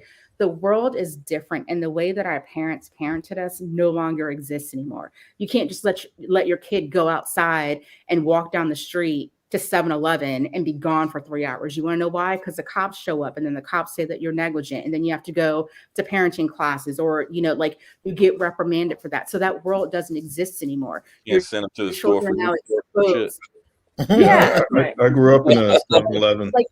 It's nostalgic, and we want that. And Drink too many Slurpees. Tell stories, but it doesn't. Unfortunately, it doesn't exist like But that. let me just say one thing to what you said, and then, of course, not that we can move on, but I feel like time, Kev, we can feel like because it's a great topic, but I feel like you're the one who's time limited. Oh man, well that's up to you. You're gonna go back and edit all this, so Yeah. So it's up to you what time is and what time isn't. We're live now, though. Subjective. So, yeah. It's subjective. But I feel like there are people who decide to be full-time parents. Yeah. And I don't think we should belittle them for their choice, because it is a hard job, and it is an important job, if not one of the most important jobs in society. And so it's like, give them their due. Like my older brother, he got an injury. He was a lawyer, went to Stanford, went to Stanford Law, did all that, got a back injury, ended up having to raise his own kids at home. And it was probably one of the most fulfilling decisions he ever made personally. Yeah. The fact that he's a guy versus a female or woman mother doesn't matter. It was a choice, and it was a valuable decision. So I just don't want to make sure that in our conversation, we're not taking away anything from people who decide that's the way they should go. I stayed at home for 5 years and raised our child. And the reason why I stayed at home is because I myself had health issues and could not return to work. Mm-hmm. I was a young wife. I was a newlywed, and I was 100% physically dependent on my husband to do everything for me. And so I had to make the choice to be a stay-at-home mom while I was pregnant. And I did that for 5 years. It was very challenging. It was very demanding. I'm glad that I got that time with her, because it gave me the opportunity to instill in her the values that I felt were important for her. But at a certain point in time, I knew that once I had the space, I was returning back to the work field, because being a parent, being a stay-at-home parent, was not all that I had the capacity to do. Right, which is very personal decision. Mm-hmm. And when I talk about the enlightenment, I'm saying that, like, if as young boys, you all are told from the very beginning, like, you're workers, you're providers, like, you go out, you get a job. If you make the decision to be a stay-at-home parent, wonderful. You get kudos for that. You get patted on the back. Everyone thinks that it's so great. I mean, I've seen it personally when my husband shows up for events at our daughter's school, the way that he's praised, and there's, oh my gosh, there's a dad here, and everyone like coos and ahs and shit like that. And he's physically just occupying space. He hasn't done a damn thing. He doesn't know the teacher's name. He just showed up. He just showed up. That's the Kev's point, right? There. So when we're talking about that, we're saying, like, we're seeing that for women doing the same job that men are doing when it comes to parenting, it's not fair. It's not balanced. No, that's why, like, as a woman, we understand, like, yeah, we can have children, but that's not all that we're going to do. Like, we're capable of doing more than that. Quaz, these are your two sisters? Yeah. Yeah. Can we just acknowledge how amazing your family is? Yeah, man. Man. There's some brains in this side. Yeah. I'm just floored by just, like, I shouldn't say how well people turned out, because that's like making assumptions, but, like, I mean, just how well you communicate, like how strong opinions you have, I mean, I Brothers think and it's really My brother didn't like that about us. He it's a didn't like that about us. testament to whatever. I don't know your parents, but Well, the brothers it's a testament and sisters to them, is what like it is. how amazing you guys all are. So And I've always felt It's that a way about testament Quad. So to- seeing it's a you too, it's testament like to us it's amazing. same dad and Yeah. the same. It's a testament to us all having the same dad. same and dad, different moms. Same Mhm. mediocre drop-in dad. So this is how But it Well, he worked was less out. than I that. mean, See, this is God what I'm dang. saying. I'm being It held to a really worked standard out for you guys. I would obviously exceed for sure. I'm thinking more private school dad. I'm at the office. Like, what is it that you Dude, need? I'm not from passing me? judgment. I'm just saying the end results. I don't know if the ends justify the means. Yeah. I'm just saying Well, what I I'm think seeing for- and hearing on this. Because You know, I think I don't me know. and I think you guys are very impressive. What our dad Very was, and impressive we knew people. for partners, we wanted the polar opposite of what our dad was. Yeah. And I think for myself, if I were to become a dad, I'd obviously have an example of what not to do. So like I think that's probably etched in all of us. We all become our parents in the end, But we man. do. That's We a do it. sad I think truth. I think my issue That's with the this parenting. conversation, we Work have to harder move to on. become parents. We have to move Anyway, on. I'm sorry. We My issue kind of went down a You can path there. segue. My issue with it is kind of sort of what Kev touched on. Like, and again, I don't think anybody's going to confuse me with some sort of conservative traditionalist, but like, I'm pretty sure that women out there are like, yeah, I just want to get married and have kids. And Anyway. like, for like you guys say that doesn't exist is fascinating to me. But you're No, women, I so didn't. maybe No, I you're didn't say right. it doesn't exist. I didn't say it doesn't exist. What I said was for you to say, pretty much, I'm going to get married, and it's the woman's job to do everything that relates to the child is chauvinist, is what I said. As if it's her, as if that's solely her responsibility. Is chauvinist. I didn't say it was her responsibility. I would say we obviously have an understanding before we did this, right? Like, it's not like, oh, surprise, like you're doing this yourself. It'd be more like this is what parenting responsibilities are going to look like. And we would probably have to have that conversation before we even engage in coitus, right? Because otherwise, like, what are we talking about here? And right? if you're bringing that kind of money in too, it's like, why not? I look at Karad, like, and he's super dad. Karad's my brother, okay? He's super dad. But like, it's more traditional. It's more in line with, like, you know, all of my friends, what they're doing. Like, they got a nanny, like they take care. There's a help. The grandparents are involved. I know my mom is big on big on her grandchildren. It takes a village. It takes a Like, village. I don't think anybody's just alone, like, talking about leaving, you know, the mom alone to do all the parenting responsibilities themselves. I even think about Sean. You met my friend Prescott. He stopped working, right?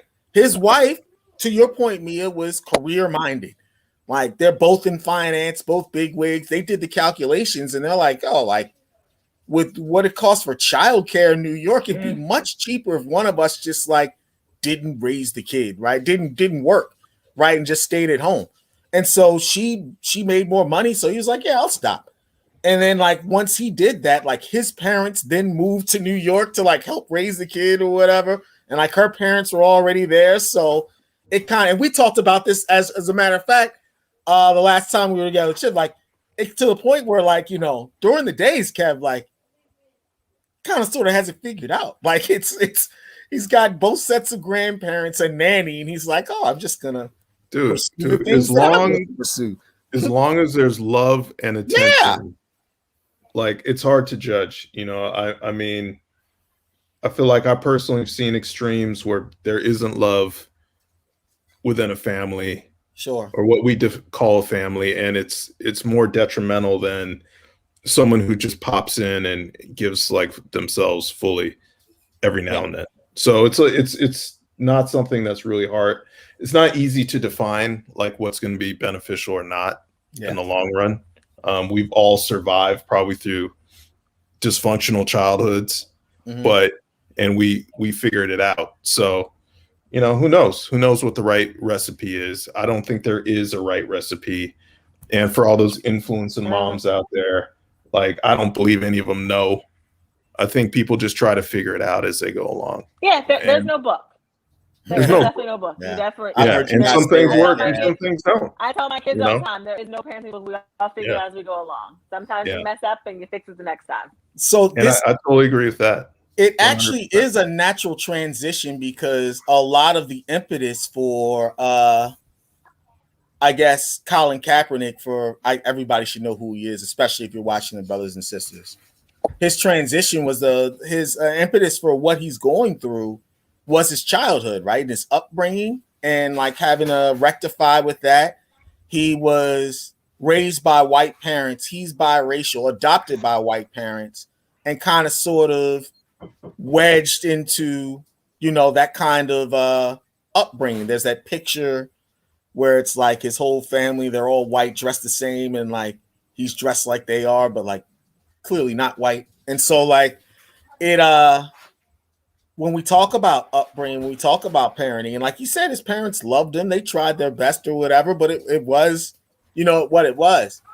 I think some of what it is with this cat special, and I want to get you guys' opinion. I know a lot of people haven't seen it. I actually was going to watch it, but I had a ton of people text me about it and want to know my opinion, which I was like, I don't have an opinion. And I think Kevin, particularly Sean, would know more. He's different. Like I definitely remember Colin Kaepernick, and he wasn't saying and doing all this. This is new. And I was having a conversation with my mom today about it. I've written extensively about the NFL, the racist infrastructure, his ability to play, being blackballed, even the racist history behind that. But I mean, he goes super hard now. Is there some sort of overcompensation or something like that? Because the special, from what I'm hearing, again, I'm gonna watch it probably after this pod, is super like he's going after the establishment as it is. I mean, overcompensation? What do you mean? Because he's like a light-skinned dude? Well, he's biracial. I think that's what a lot of my homeboy Luke Anderson, we had him on the podcast also. I mean, a lot of people like you got to feel like maybe he feels like he has to prove himself. Yeah, for that part of himself. Like we got I don't know who else was biracial, but Malcolm was light skin, biracial, red hair, rights activists here, Black heroes for sure. Yeah, Bob Marley, historic. Bob Marley. Yeah, Bob Marley was getting super grief just recently, right? It was part of his family or whatever. They had the picture over there was some tribute with him and what's her name, Miss Jamaica from '76, the white woman, Cindy Breakspear. Yeah. And people were like, why would he choose that picture? Why they choose that picture? And like, Bob Marley had mistresses, right? Yeah. So he was a Rasta dude. He was a Rastafarian, man. Yeah. But that's interesting. When you think about the history of particularly Black activism and how a lot of Black activists were biracial, right? Right. My remembrance on growing up, because I grew up in the Bay Area, and there were a lot of mixed kids that I grew up with, and because there was a lot of just like mixing. The Bay is just different, man. The Bay was different, especially back in the day. Yeah. And I felt like there came a point where once like interracial kids reached a certain age where they had to choose. Are they going to go with the white culture or are they going to go with Black culture? And, and the ones who went with Black culture, a lot of them I felt like had something to prove. Yeah. Like not that they were insecure within themselves, but some of them did overcompensate potentially, because they were trying to find their identity and their place in culture. So it's legitimate, and what Cap's become, like you compare Kaepernick then to Kaepernick now, like Afro, that's what the pick, and he's like, yeah, it's like Brittany Renner. He was a Brittany Renner acolyte. He's going all in, Yeah, he's pulling. Yeah, my personal feeling Kaepernick is I like Kaepernick. I like the stance he took. I like the controversy he's caused. End of the day, between us, I feel like he's probably spent more time on the football field than in a library. Yeah. So, like, a lot of the things he's choosing to do are based maybe on an emotional level than necessarily something on an intellectual level. That's just my thought, you know. But you know, he's made a change. You know, I mean, he's risked it. He's like a Muhammad Ali. He risked it all. So that's what my mom said. He was like Muhammad Ali, and see, I disagree with that. Like, Ali actually had something to lose. Like, Cap has come up. Like, Cap lost his career. Yeah, but is he really missing his career? That's millions. But maybe he doesn't. He's making millions now. Where Ali had faced the risk, Ali had more of a risk of losing more, being ostracized for his stance. Where Colin had support from the jump when he decided. Yeah. Remember, Nike was on board from jump. Yeah, I mean, and Ali could have went to prison. Yeah, that was another thing too. That was another thing also. Ali. But Mia, what were you saying? You started saying something. I was just saying that, you know, he lost his career, and yes, he's fallen into this new one where he's an activist, but maybe this isn't what he wanted for himself. And I think just with everything that happened, he was kind of thrust into this position, and now he feels like he has to be in this lane. But going back to what you mentioned before about growing up in the Bay Area and how it got to a certain point where kids had to pick or choose, I don't think it's so much that kids have to pick or choose. And I'll say this as a parent of a biracial child. I think at a certain point, the world sees you the way that they see you, right? And if you look more Black, they're going to treat you like you're Black. If you look like you're Black, they're not going to treat you like you're Black. And one of the things that we talk about in our household is our child doesn't look like she's anything. People don't know what she is. But the moment that they see me, they're like, she's Black, right? So there are times when, even though she's younger and she doesn't have the weight of the world on her shoulders, she moves through life as a Black woman because that is how she's being perceived once people see me. And so I don't want to speak for biracial people, but as a parent of a biracial child, I think they operate in that space because they don't want to turn their backs on their family members or not be supportive, because ultimately that's who they are. That's their makeup. And so Colin Kaepernick could be doubling down on, you know, his activism within the Black community, because we see him as a Black man, and we saw that he was treated the same exact way that many other Black men that have come before him have been treated. So why hide from what you are and vacillate between, oh, well, you know, I'm biracial. It doesn't matter. Like, we should still treat people with respect and with dignity. And I don't think that we should be asking biracial people or multiracial people to not stand up for what they know is unfair treatment just because they have the ability to say, I'm also part this.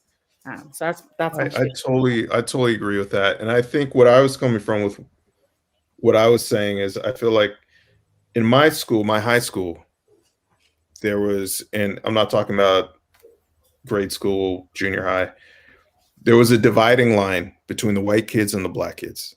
Mm-hmm. And you pretty much had to make a choice which group you were going to go with and what the ramifications of that were. And also sports was like its own world where there was different mingling, but you did have to make a choice.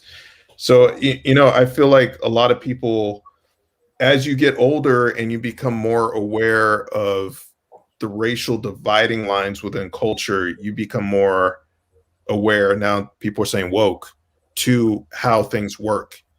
And a lot of kids, you know, when they got to that point, they kind of had to like make choices, and they had choices.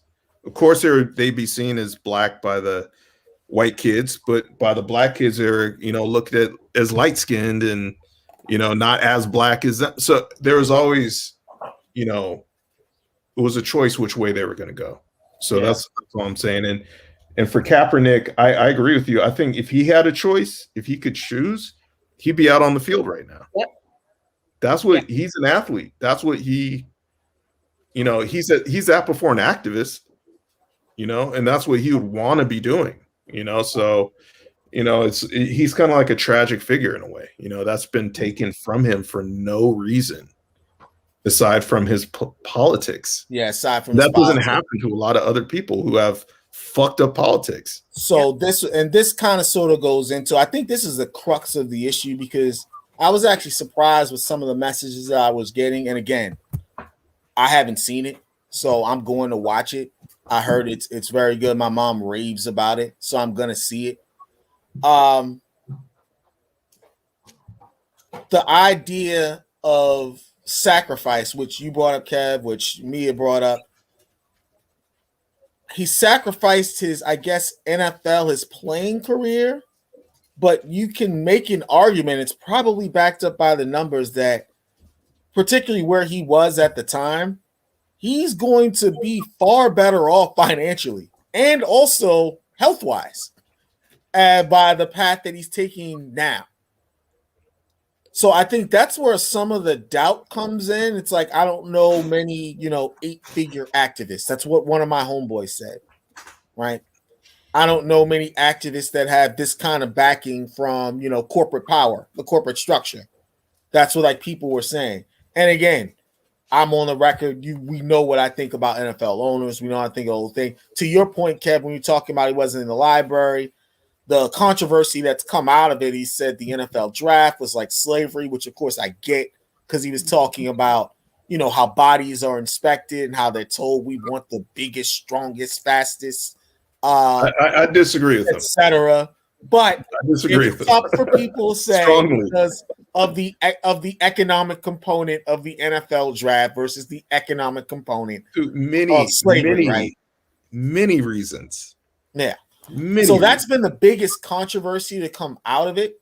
And that's what I originally wanted to talk about, but I hadn't seen it. I read about that. But what people are talking about is, this guy Cat goes hard now. It's like, he didn't used to go hard like this. Like, just because he didn't go hard before doesn't mean he can't go hard now. Sure, it doesn't.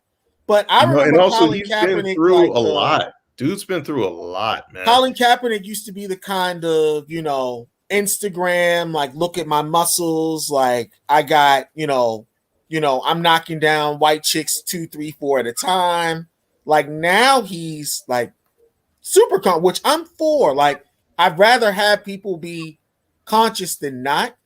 But given the background and kind of sort of everything that's gone with it, I think there's some unease, at least amongst some people, of this, how profitable this sacrifice has been and how much he's changed in really over the course of maybe 4 or 5 years.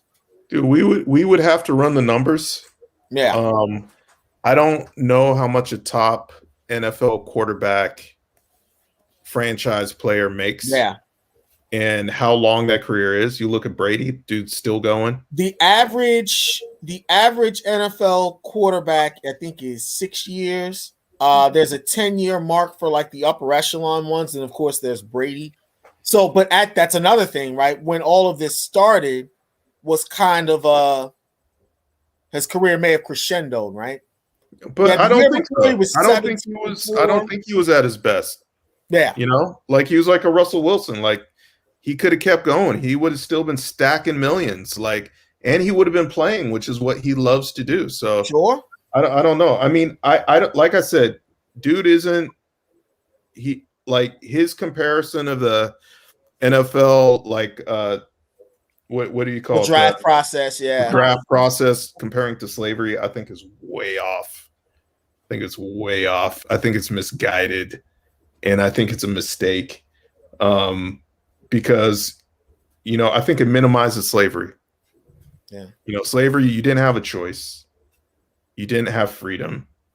You didn't have, it's like all these things that people have today. You did not have. It's a choice if you want to be playing the NFL.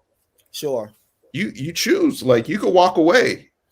It's not. You don't have a chain. Like, so it's just like I don't think that's correct. If you compare the bodies, like, yeah, I think that's where he. I think that's where level comparison. I think that's all he was offering. You know what I mean? It's like I disagree with that too. Because look, man, how many jobs will pay millions of It's dollars. the economic component that loses most people. Yeah. Like millions of dollars to somebody.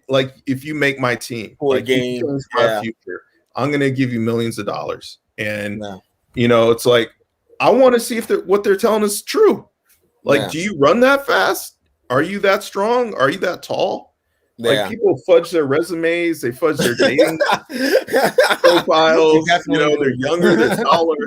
Like, I got to see you in person. Like, if I see you doing these things, I'm like, okay, you're legitimate, and your value is your physical skills and prowess.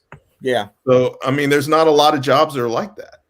Yeah. You know, like a coder. Like, I got to know you can code if I'm going to give you like $300,000 a year. Like, you know what I mean? So I don't know. I don't think it's the same thing. Yeah, I mean, I agree with you in that respect. But all he's like, he can still make that same argument that the slave's value was determined on your physical prowess. And that's the point I think he was trying to make. But you can walk. You can walk away.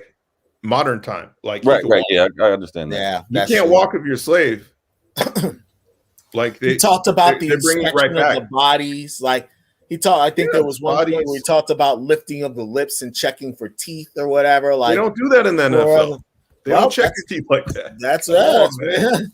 Come on, man. It's not the same. It's not the same. They ask you if your mom used to hoe and shit. Yeah, they do. They do. Who's that? Des Bryant? The NFL. Yeah, in his interview. Because they're trying to get whoever your brother or sister is, probably like bring them in, you know. Yeah, exactly. But no, I think the truth is it's not the same.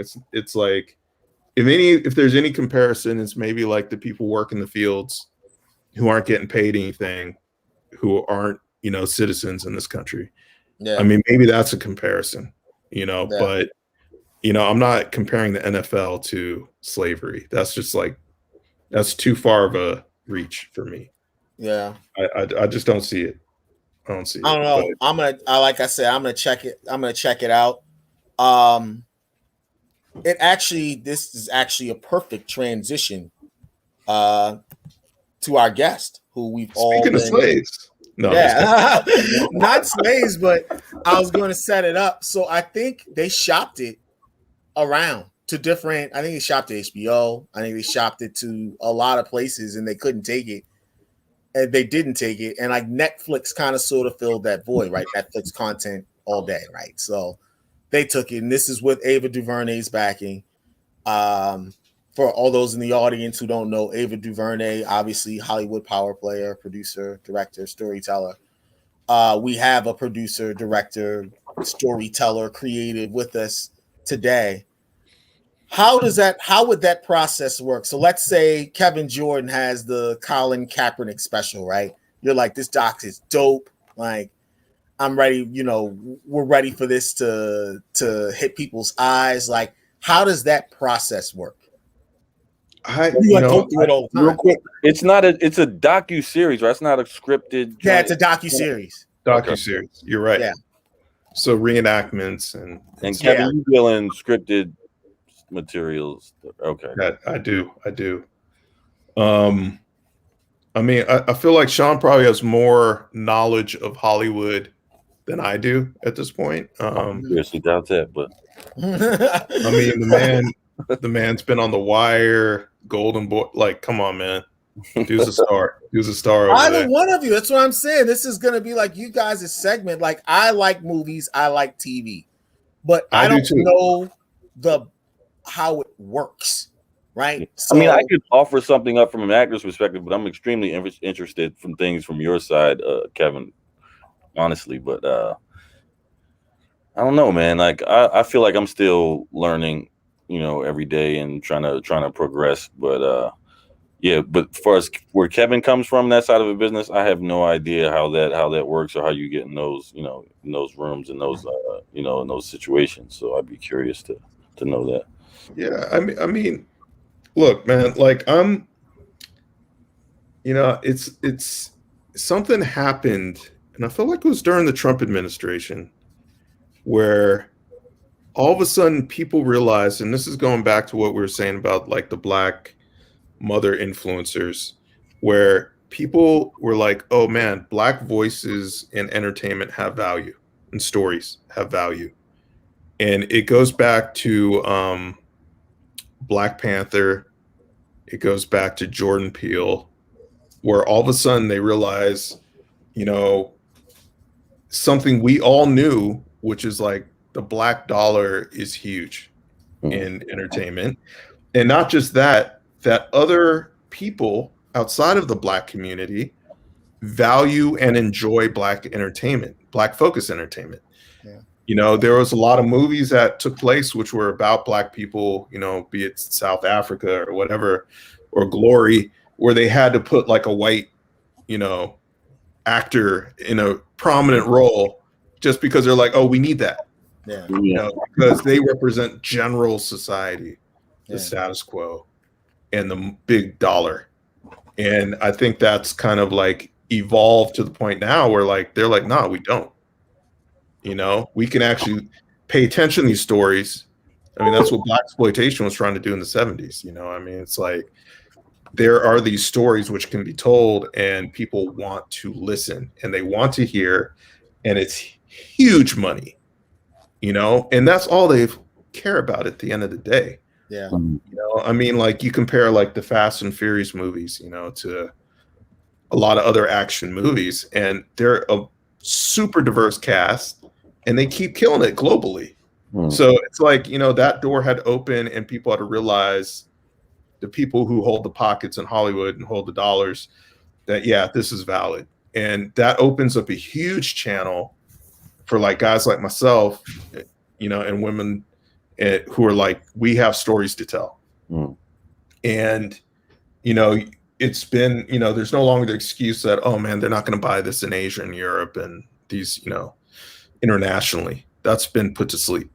So it's a big advantage for myself because there are stories to be told which haven't been told.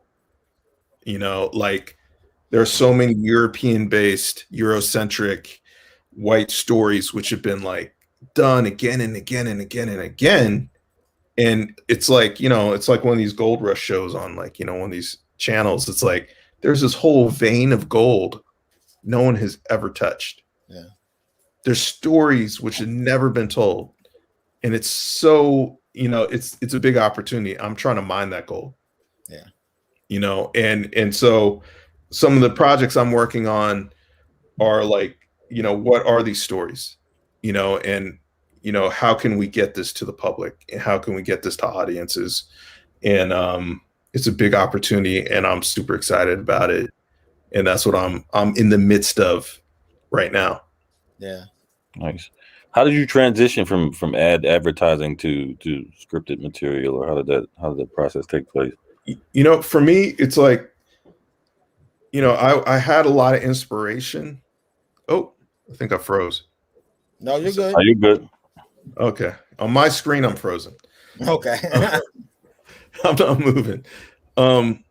So for me, it was like I was the creative director at VH1, and it was like I was shooting a lot in Atlanta with a lot of the rappers and stars that VH1 had, and I was like, there's a bigger story here that I want to tell, and it kind of blossomed from there. I had a friend in LA who was a writer, this guy Ben Watkins, and he worked on Burn Notice for years. You guys let me know if I've like frozen or anything. No, you're good. You're good. Okay. Man, my screen. Oh, now he's frozen. Now he's frozen. Now he's frozen. Finally caught up. Yeah, it did, for sure. But yeah, wow. We can go back for years. Obviously, Eli and I went, his long-term partner, we went to law school together. And so we just lose Shawnee too. Is the podcast falling apart before our very eyes? But yeah, I want to get into that. That was a good, Sean. That was the exact question I was going to ask, like how he transitioned from like kind of sort of the advertising marketing to the storytelling. Yeah. Shawnee's back on. Shawnee's back. Maybe Did it drop all of us? Back on. Yeah, he finally froze, right? I think he logged off and logged back. We all just dropped, right? Or I was the only one who dropped. No, you only want to drop. You dropped. You're back on now. So hopefully he'll sign. He'll be able to get back in also. But yeah, that's when he met Eli. It was like probably 10 years ago, something like that. Yeah, he was at VH1, like doing all the VH1 stuff.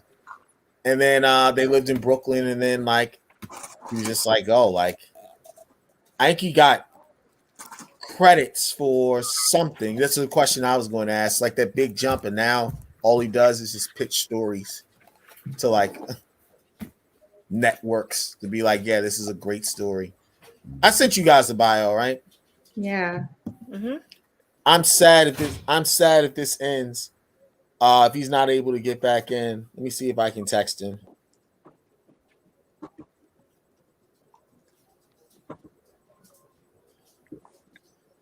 You good? Yeah, I wanted to tell him about the well, it kicks off at midnight actually. What? ABFF. Yeah, man. Nah, we got you want to tell people it's your bag. I know you don't get excited about these things anymore. No, I'll see if he can get back on, and I guess we'll talk about it during the conversation. Did you text? I just texted him, yeah. No response. I guess he's trying to get back in. But well, I'm gonna take a few seconds to myself if you don't mind. Do what it is that you have to do, sir. Hopefully we'll be able to finish up with him if he got Sonzak in within the next like 8 to 10 minutes. If not, we'll have him back on to kind of sort of finish the conversation. But yeah, I guess since he's off, you guys don't think I'll be able to find a young woman who just wants to raise kids? I don't think that you can find a young woman. That's not the point. Raise kids and it's not that I don't think that you can raise kids. It's just it is with our father, and Shawnee touched on this, with our father being the man that he was. And even Karad has talked about this with me. Yeah. Once you become a parent, you realize very quickly like the things that your parents did, and you remember how you felt in those situations when certain things would play out, and you don't want to repeat that same pathology. Sure. So if you're a good person and you care about, I'd like to think that creating, no, I know you are, but I'm just saying, like, if you're a good person and you care about creating a productive member of society, you don't do the same shit to fuck them up. Like, if you know better, you do the same thing. I guess that's where you guys are losing me. Like, okay, so doing the same thing. It is my belief and it is my observation that fathers should be involved. Fathers should be engaged. And I don't just mean on weekends. I don't just mean after work, when you come home and you want to kick your feet up and have a drink. I don't just mean, for 2 hours out of the weekend when you're not watching a football game. There should be no difference between a mother and a father. I'll speak for myself. Girls and say learn. Go ahead, Sean. Girls learn how they should treat a relationship from their father. Sure. Correct. Sure. Yeah. Sure. I don't doubt that. But I'm not sure with that how that would mean. I say he wants to take 5, so we'll start again at 10-10. I'm not sure how that would mean, that would mean, 100%, 50-50 split and everything. I think that's where Kevin was coming from. No. And I kind of sort of agree with him. Like, obviously we have all sorts of information now that we didn't have before about parenting and raising kids and even siring kids and stuff like that. But just from coming from somebody who teaches that perspective, a lot of kids are just wholly indulged now. And it's just like, and the population of kids that Sean and I teach are not advantaged, are not privileged. And you can just tell some of these kids have like, it's like, man, like you've been indulged too much. Like you have to be like, you have to be like, no paid attention to like all the time. Like That's what happens to a lot of kids in my class. Like I give them free time, and they're like, I don't know what to do, so I end up effing up. And I'm like, you got to know how to be able to handle this time yourself. You need to be indulged, and maybe you should just do your schoolwork instead of looking at me entertained. Indulge a kid, but I will just speak for myself and say if you're in a household and there's one parent that does everything and then there's another parent that doesn't do anything. But I don't think it'd be everything though, right? Like we're not talking about 100-0. So like, how do I explain this? Here's what happens, right? If you talk to moms, one of the annoyances of being a mom is your kid will come to you and ask you for everything. Mom, can I have this? Mom, can you tie my shoe? Mom, where's my shirt? Mom, where's this? Mom, where's that? You have a father, you have another adult that's sitting right there that's just as capable of being able to provide the same information. The reason why the child is asking the mother in most instances is because the father is absent. And you can physically be in the same space as your child, but you can be absent in the sense that you are unavailable. So I think it is a travesty to have a parent that is physically there, but the child is unable to make a connection. And when you're talking about being detached or like, it's, she can take care of the child or she can change the diaper, she can do everything else. Like it creates a message that you send to your child where they're not important, right? Because what the fuck are you doing that's so important that you can't teach your child how to tie their shoe or you can't be mindful of the things that they need? Once you have a child as a parent, you quickly realize, especially when they're younger, right? Mm-hmm. That like they are alive because you pour into them. There's going to be a division of labor though, right? No, of course. And it's not. No, and it's not. No, there is. There is in a certain degree. Like, I don't think there is a division of responsibilities, but I don't think it's in the traditional sense. Like how you're like, it's her job to do X and my job to do Y. I don't think that's true. Like I told you, like in my house, we've fallen back into the old. We fell back into it, Kev. Yeah. We had to fill the time while you were gone. My computer has never done that before. That's so weird. What's funny is that you thought that it was happening. It wasn't. Then it caught up. Sean, finish your thought, and then we'll get back to Kev.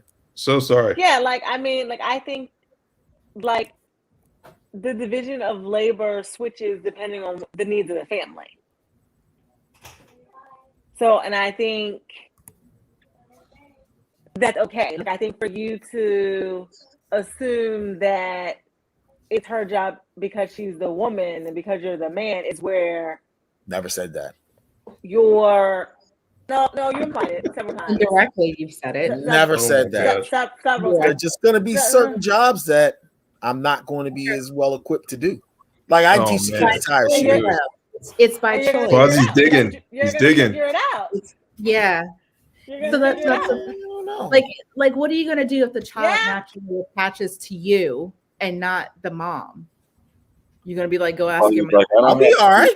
I don't have great ass wiping technique. My husband, be okay. The first time my husband ever changed the diaper was when we had Chloe, and he had to figure it out because I had a C-section and I couldn't get up, so he had to figure it out. We all know that Jamie is the real MVP. We all know that. It's Jamie and 4 women. That's his household. Like 4, like very brash, confident, like like unencumbered women. Negative adjectives, brash. Yes, brash is a positive adjective. No. Really? I think somebody's brash. I think somebody's unencumbered. Somebody who doesn't have it. Okay, but where do we leave off? We were talking about you were at VH1 at Cabin. Yeah. I want to do this because I have this fear my whole computer is going to melt down again. I don't know why. Yeah, let's get it in. Let's get it in. Let's get it in. Yeah, man. I think you guys are talking about much deeper issues. Oh, we aim to cover what's really going on, the brothers and sisters. But yeah, you left off. You were at VH1. Creative director there. And, I left VH1, and then I left New York because I had a story I wanted to tell, and I had stories I wanted to tell. And I had a buddy of mine, Ben Watkins, who worked he'd worked on Burn Notice for years at USA, and then he had his own series on Amazon. And he was my older brother's buddy when we were growing up in the Bay Area, and he moved down to LA and kind of made his career. And I reached out to him, and I kept throwing ideas at him. I kept throwing concepts at him, and then we had one that kind of landed, and then he just opened doors for me, honestly. And I got an agent at CAA, and we just started making things happen. And I mean, and that's all I feel like Hollywood is like doors that are able to be open for you. Because there's a lot of people, great stories, a lot of great ideas that never even get to set their foot in the door. So I had that opportunity, and put together a team, worked with this guy, got this guy, Malcolm Spellman. He just did a Falcon and the Winter Soldier for Disney. We got Macro on board. They really wanted to be a part of one of the concepts, and I got to deal with them. Macro just did Judas and the Black Messiah. They have Hentified. They have like a lot of different, shows and movies. So kind of like made the right connections, and then just start building those relationships. And, I got a lot of ideas. So, and I feel like they're right at this moment. We're starting to put together, one project at a time. You got to attach the right people, the right creatives, the right writers. And that's what we're doing right now. So it's very exciting. The first concept out the door, we're working on with HBO. We're developing with HBO. It's called Thirst. And it's about like pretty much black vampires in Atlanta who are rappers. And Wow. And we start unpeeling the layers, and we find out they're a lot older than they appear to be, and they've been through a lot more than people think. And it kind of goes back into slavery, and then civil rights movement. All the different stages of the palette. The canvas is a black experience, and it goes back to Africa, and the mythology takes place in Africa. So it's not like Dracula and like Blackula, or it's like goes back into African mythology about vampires, and they have their own, which is much older, much more ancient. And that's where we kind of like get into our deeper themes as we progress through the series, about identity, black identity in America. Like how much do we take from our past? How much do we want to take with us into the future? And what does it all mean to identity for us? So it's going to be a deep show. It's going to get real deep. Get deep quick. So essentially, you're like in the kind of showrunner capacity where you're coordinating everything, and so we have our showrunners. Progresses. The New York City Primary now rewinds 2020. Who's that? Oh, that's Walter. Walter. Yeah, we have Carlito Rodriguez and Leah Benvenides. They're a married writing couple, and they're working on it.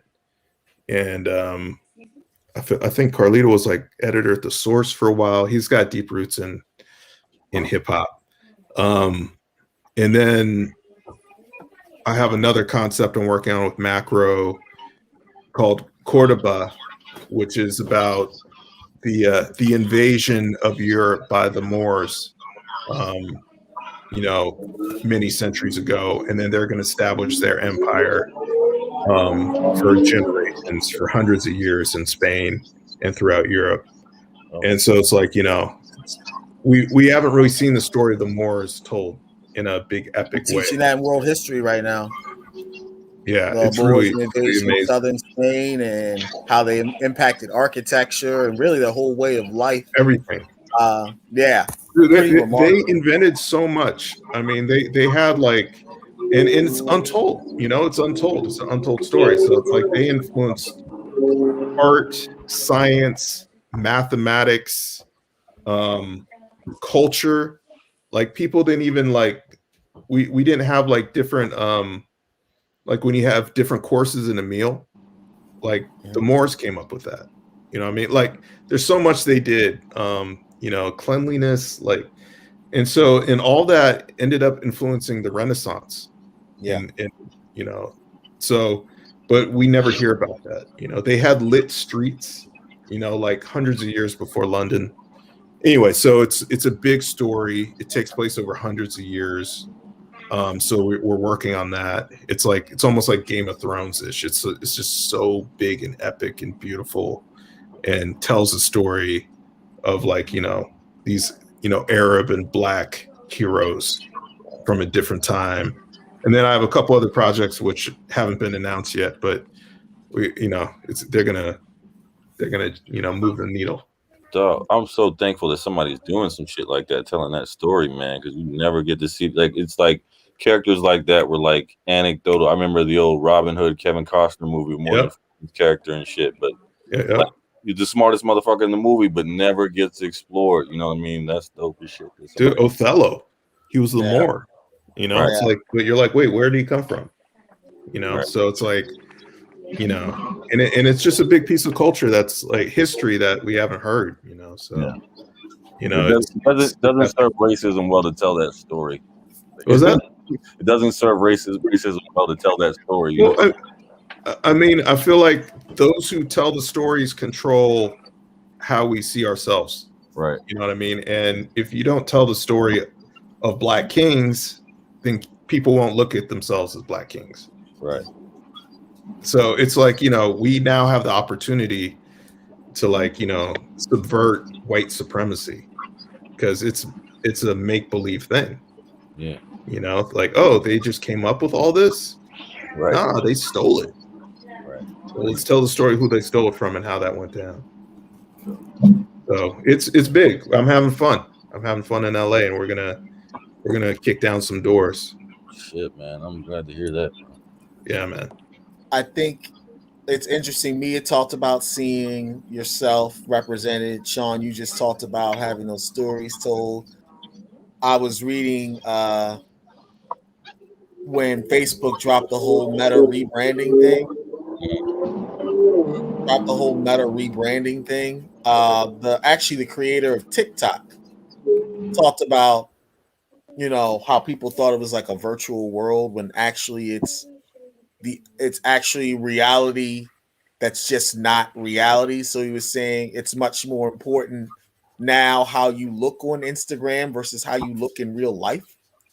He was saying that, he was like, the whole idea is that the world that we see on screens from now on are like way more important than the world that you actually encounter. So he was like, like, you may see Kim Kardashian in person, be like, oh, you're like not as hot as like I've seen you like on screens, but like it won't matter. It's all retouched. It like doesn't matter. Like it's already what's happening in reality. If it's not on a screen or told to us from a screen, just won't matter. He was like, that the whole idea behind TikTok was to capture moments, I guess, and to tell stories in smaller bites. It doesn't matter like whether that's your reality or not. It becomes your reality. And he's like, that's why he was all about the Facebook Meta rebranding thing. So is that where we are? Kev, you said that you saw this switch probably during the Trump administration. Are we in that moment now where there's just been it's an important part of Black history, the Black experience, whatever it is that we're doing? It's more important to have the stories told than to actually have the reality in people's experiences being relayed. Well, in other words, like as my grandmother's experience, not my grandmother's, obviously, she has dementia now, so she couldn't talk to me like that, but is her telling her reality growing up in, the 30s, 40s, and 50s, is that less important now than having a storyteller give us that reality and it being broadcasted on screens? Well, I think one thing, I don't know the exact answer to that, but because what is reality? It's subjective. That's a deeper question. But I think like during the pandemic, we all realized that how powerful entertainment is. You know, I think something we don't think about is background noise. It's Netflix and chill. It's whatever, you know what I mean? But we realize that it gives us so much, you know, in our daily lives, and it plays such an important role that we're kind of realizing the power of entertainment, you know, and those stories, you know. So, you know, it's you know, it was like a twisted thing that happened to everybody. I mean, like you were stuck, you know, you needed to mentally escape, you know, or you wanted to get deeper in.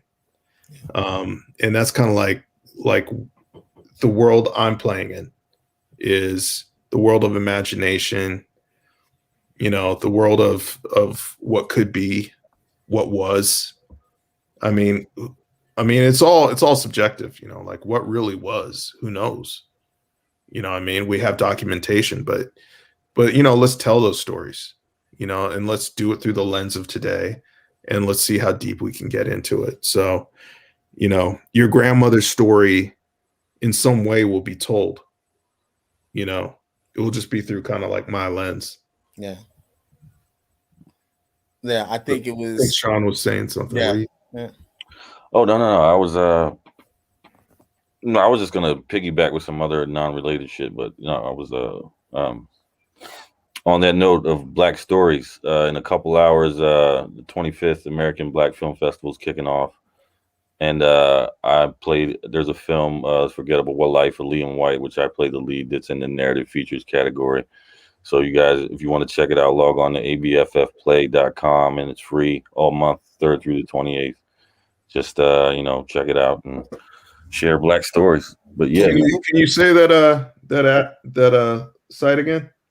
abffplay.com. Okay. Yeah, it's free to register. Instructions on how to watch, and I think there's about 12 or 14 features in the category, but we're one of them. So yeah, check us out, man, and give us a watch if you get a chance. I mean, there's a big movement in Black culture right now where people kind of don't want to show certain parts of Black history. And it's a very vocal group who's like, you know, we don't need to see these stories again. You mean like the slave trauma? Yeah, slave trauma, like, you know, civil rights trauma. Like, you know, the past becomes about trauma for the people in the present. And it's kind of like a dangerous territory. I feel like, you know, a lot of people are scared to kind of like tell certain stories from our past because, you know, they're like, you know, we're only hearing these negative things from our past and not the victories and the this and that. So it's like, you know, it's a mixed bag. It's like, you know, there's a lot of fear, and I feel like in Hollywood right now, where people don't want to get canceled, you know. Do you think that it's necessary to continue to tell the story? Me personally, yes. I do too. Like, I feel like it's hard to address the present until you tie it to where we came from and why things are the way they are.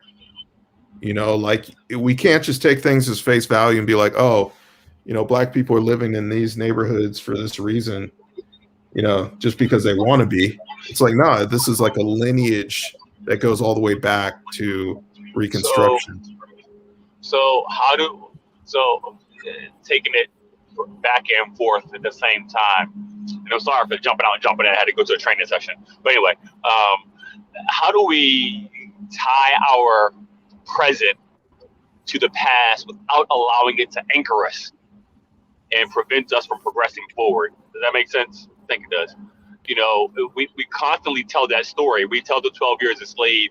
We tell the Django. We tell all those stories, whether they're realistic fiction or actual facts. How do we how do we continue to explain that story, but at the same time of today, so that we're not being dragged down? Because I feel like that's what happens. You know, I feel like looking at the past as something that drags us down instead of inspires us is like an insult to our ancestors, you know, who actually went through it, you know. And for people today to talk about trauma, it's like that does not compare to the trauma of what got us to this day. You know what I mean? So it's like, you know, I don't see it. I think it's more inspirational. It's people who were resilient and went up against a system that was trying to destroy them, and they survived, you know. And I think, to me, that's like the core of the story. I think the bigger question, and I think we're going to try to address it somewhat, is how much of that defines us to the point where we're stuck in certain like archetypes. You know what I mean? Like we're always going to be the underdog. You know what I mean? So it's like, how much of the past do we take with us? How much do we take with us into the future?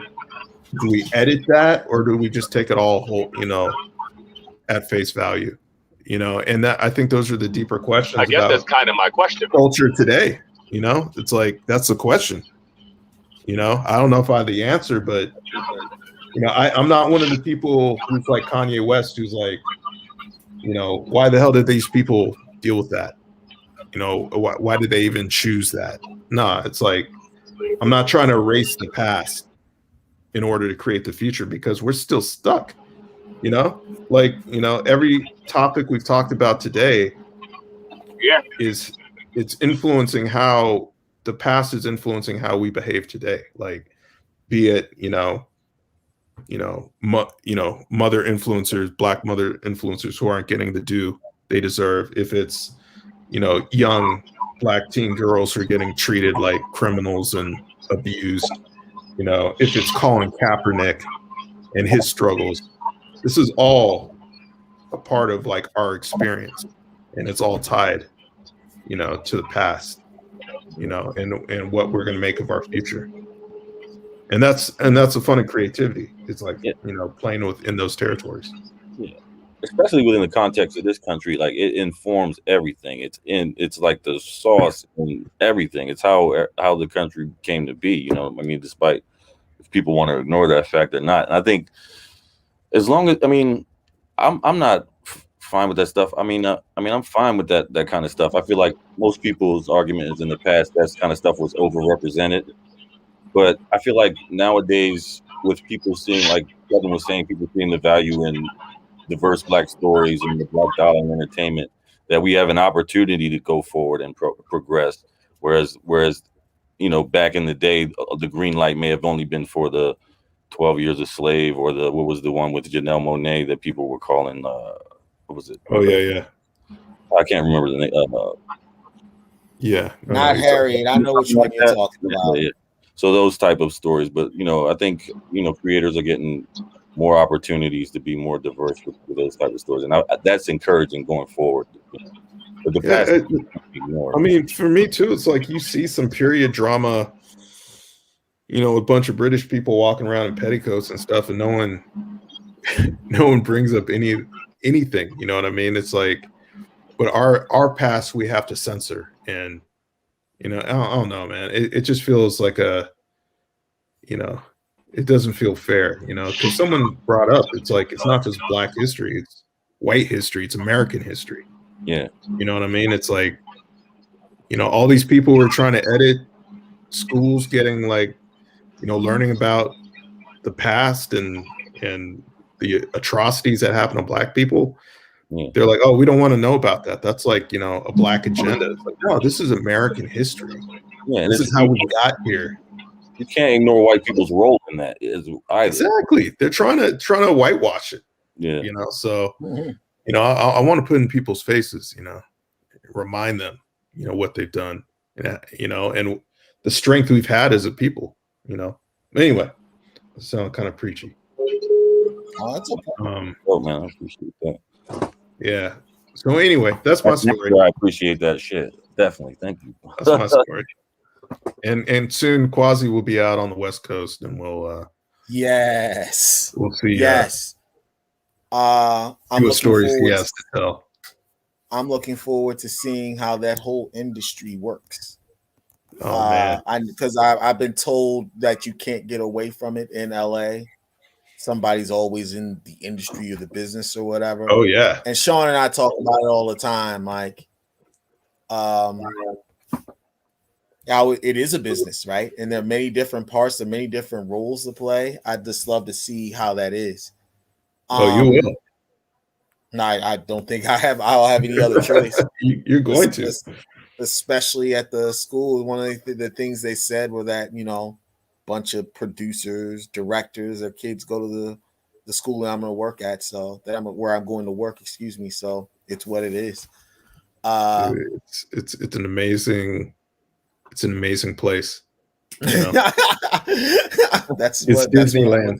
Agreed. It's like, people making their own stories. And I think people out here, they sometimes blur the lines between fantasy and reality.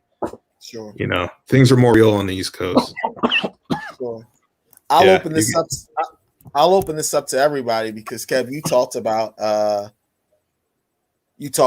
how you thought there was kind of sort of an awakening during the Trump era. What do you think the George Floyd story is going to look like? Because the TikTok guy was talking about that too. He said it was more important not that George Floyd happened in reality, because those things happen all the time. It was way more important that people saw it on a screen, kind of sort of continuing that theme that he was talking about, how reality coming from a screen is much more important than reality actually in real life. So what would that look like? Sean, Kev, you guys are the creators, but even Shawnee and Mia and Walter, what do you think that's going to look like? Because there's going to be a movie, a television series, a documentary, if there haven't been already. Ryan Coogler's going to direct it. Look? Fruitvale Station, man. Yeah, I mean, we've already out, man. We've seen it before, but I don't know. Yeah, it's like, yeah, that's a tough. It's like we've seen it. It's going to be a depiction of the reality we already know, we've seen, but just whose hands is it in? I don't know. That's different. Is it going to be? It's not going to be in Lifetime or fucking HBO is going to handle it. It's like. But the reality of that is, we saw it. We don't need a movie. We saw it. Yep. Yeah, that's true too. Yep. Yeah, but we don't need a story. Maybe Breonna Taylor needs a story. Now, though, right? Breonna Taylor needs a story. That's who needs a story, right? The countless people who there was no video for. That's who we need a story for. Walter Scott in South Carolina. That's who we need a story for, right? We need to know. Video of that. Sort of, right? Sort of. I think the Emmett Till movie is about to come out soon, so that's going to change some minds. I think the Emmett Till movie is relevant. Ahmaud Arbery, we have a small video of that. I think that our reconciliation with race in America is challenging, right? It's challenging because it affects Black people almost only Black people, but we're not the biggest minority anymore. Will our story get told? Will today's version of our story get told? We know the historical people, the historical characters throughout history will get told, but will today's freedom fighters get told? I don't think so. I think that in 25 years, we won't be a big enough minority where it's going to make a difference. Where our story might not get told the way we want it to be, or the way that it should be. I don't know about that. So Walter, who would be telling our stories, or who would be telling the stories of the minorities at that point? Like exactly. Maybe a bigger minority story would get told. Maybe the Hispanic American stories would get told, because they'll be the largest minority. Those stories should be told. I don't know why it has to be an either or. And those stories, while those stories should be told, I think there's a unique. We have the black people have a unique place in this country, and so even you see other minority groups who, in their struggle for advancement in this country, they kind of sort of emulate and / or latch on to the story that we had, right? Sure. If it's, I just don't know if there can be a wholesale replacement because, it's just not. It's not the same history. It's not the same story. What we should want, and again, I'm an intersectionalist, so it's different. Like, I want Hispanic stories to be told. I want Asian stories to be told. I want I'm working on both of those right now, actually. Are you? Yeah. This Those guy. are my next two. Latino and Asian. Female and Asian, you said? Together, make it a Filipino story. Done. It's not Filipino. It's Korean. It's a Korean story. First generation immigrants. It's gonna be dope. And then we got a little Frida Kahlo thing happening, but I can't talk about that yet. I understand. Dope. I understand. Yeah, so no, there's so many stories. There's so many. And ask yourselves, like, what stories do you want to tell or hear? There's nothing stopping any of you to like make things happen. You know what I mean? That's the next step. Like, what is missing? What do you want to feel? When did you really did you ever had lack the confidence to want to tell those stories, or feel like that, presenting these stories to HBO or Macro or whatever? When did you have developed that, or how did you develop that confidence? Like, you know what it is for me? It was and it came from advertising, is when something is good. And it takes a long time, I think, because not all your ideas are great. Right. But once you realize that, okay, this is something special, you can feel it. And once that resonates with other people who also have like a high discernment taste level, then you're like, okay, we got something special. Okay. And it's not even confidence. I feel like confidence is like the prerequisite to get, you know what I mean? Like, you just got to have that. So, it's like, once other people are vibing with what you're vibing with, and you're like, oh, okay, this is something special, like for me, like with Thirst, it was like not an epiphany, but I was like, we're doing a shoot in a studio, and we're with like, all these young rappers, and I took a little break outside, and someone's Lambo was like in the parking lot. And I was just thinking, like, it was in Atlanta. And I was like, under this ground, because there was a news story that just came out. I was like, there might be the bodies of slaves buried underneath this rapper's Lamborghini. And to me, that juxtaposition of what we are now versus the legacy of where we've been felt very powerful, and what if someone had lived through all of that and they knew, like what, so it was like something like that. And then once you kind of have that core of something like, oh man, I feel this, then you expand upon it, because maybe, Chantel or maybe Mia, they have like their own stories that they know could grab people, and they know it's going to be good, so it's just a matter of like whose voice gets out there, and then it's like next level is convincing the Netflixes and the Amazons and the HBOs and the Showtimes that, you have something legitimate, that's the next hustle. Yeah. How long from you coming up with this idea to fleshing it out to getting it pitched? What was the timeline for that? Like, if someone is thinking about on this avenue, like, what's a realistic timeline for them and expectation as to like what they should brace themselves for? I mean, I feel like I might have come up with the first idea in like around 2017. And then around 2018, I kind of like worked it out to a point where it was in a visual deck, because I'm also an art director, that I shared with people. And then they're like, oh, this looks cool. And then after that, was, getting in touch with the right people, making the right contacts and connections.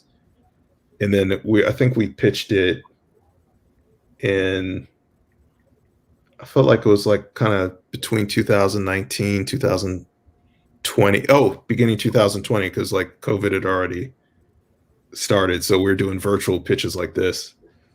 And then it was like starting to have that conversation. COVID slowed everything down. And now we're kind of like getting back into it. So, we have a pilot written. We're just trying to get, getting feedback from HBO. Next week, having a meeting this week. And then it's just process. And then hopefully, they're feeling it as deeply as we're feeling it. Wow. Anyway, that's it. That's pretty remarkable. Do we have Shawnee, Walter, Mia, Sean, any other questions? I do. Once you pitch this, how much creative control do you still retain? Any? It becomes a group kind of effort. I had my vision for it. But you bring in the showrunner writers and then they take it their own direction. Like gotcha. Me, I had the protagonist was like, for Thirst was like this young black, like young male rapper. And they've turned it into like a female rapper. And it took a totally different turn. You're like, oh my God. And then we go into, Cuba and all that. Like, you're like, what? Like, I had no idea. What I mean? Like everybody kind of, and then of course, HBO is going to have their own perspective, and then, so it's just like, it's like a constantly amorphous thing, but the DNA remains the same. I get my 2 cents, I don't have as much control as I used to, but now I like it better because there's better people in the room than me. You know what I mean? So we're all having this conversation, so it gets more fleshed out, so like in this latest idea, like I had to communicate with the Seoul broadcasting system in South Korea and get them to allow me to take a concept from one of their shows. And I want to like refilter it through an American lens. So, but I want to get a writer involved who's like a Korean American writer, so it's like, it's like, you have to get all the pieces and everybody's going to add something to that pie. It's going to make it better. Gotcha. That was a good question. You got to not have ego, pretty much. That's what I was going to say. Yeah. That was a good question, Johnny. That's something I definitely learned, bro. Yeah. I couldn't imagine having an idea. I couldn't imagine having an idea and then like it being run through a team and it's like, almost different than what I envisioned. But like you said, if it's better because they have more expertise or then you got to let go, right? Yeah. And you also want people to own things. You want people to take it places you didn't think about. I mean, that's how things get better. Like my vision for where the show ends up is different than where they want to take it in the end. So, it's like, and the same with the story of the Moors. It's like, we have these 2 young British writers and they have different, and one of them's Muslim and he has like a different perspective on the culture and the mingling between the Africans and the Muslims. And then we bring in these 2 directors. We're trying to bring them in and they're both like North African. They just shot the latest Bad Boys movie, and they have their own vision. So it's like, there's all this like intermingling and it gets just better and better and better and better. It's beautiful. I love it. Shit, man. I'm looking forward to it. Oh, dude, it's going to be blow minds. Sounds like it, man. It's fun. No better business than this, man. Exactly. All this shit. Kev, do you have any any message, any plug, anything you want to leave the audience with?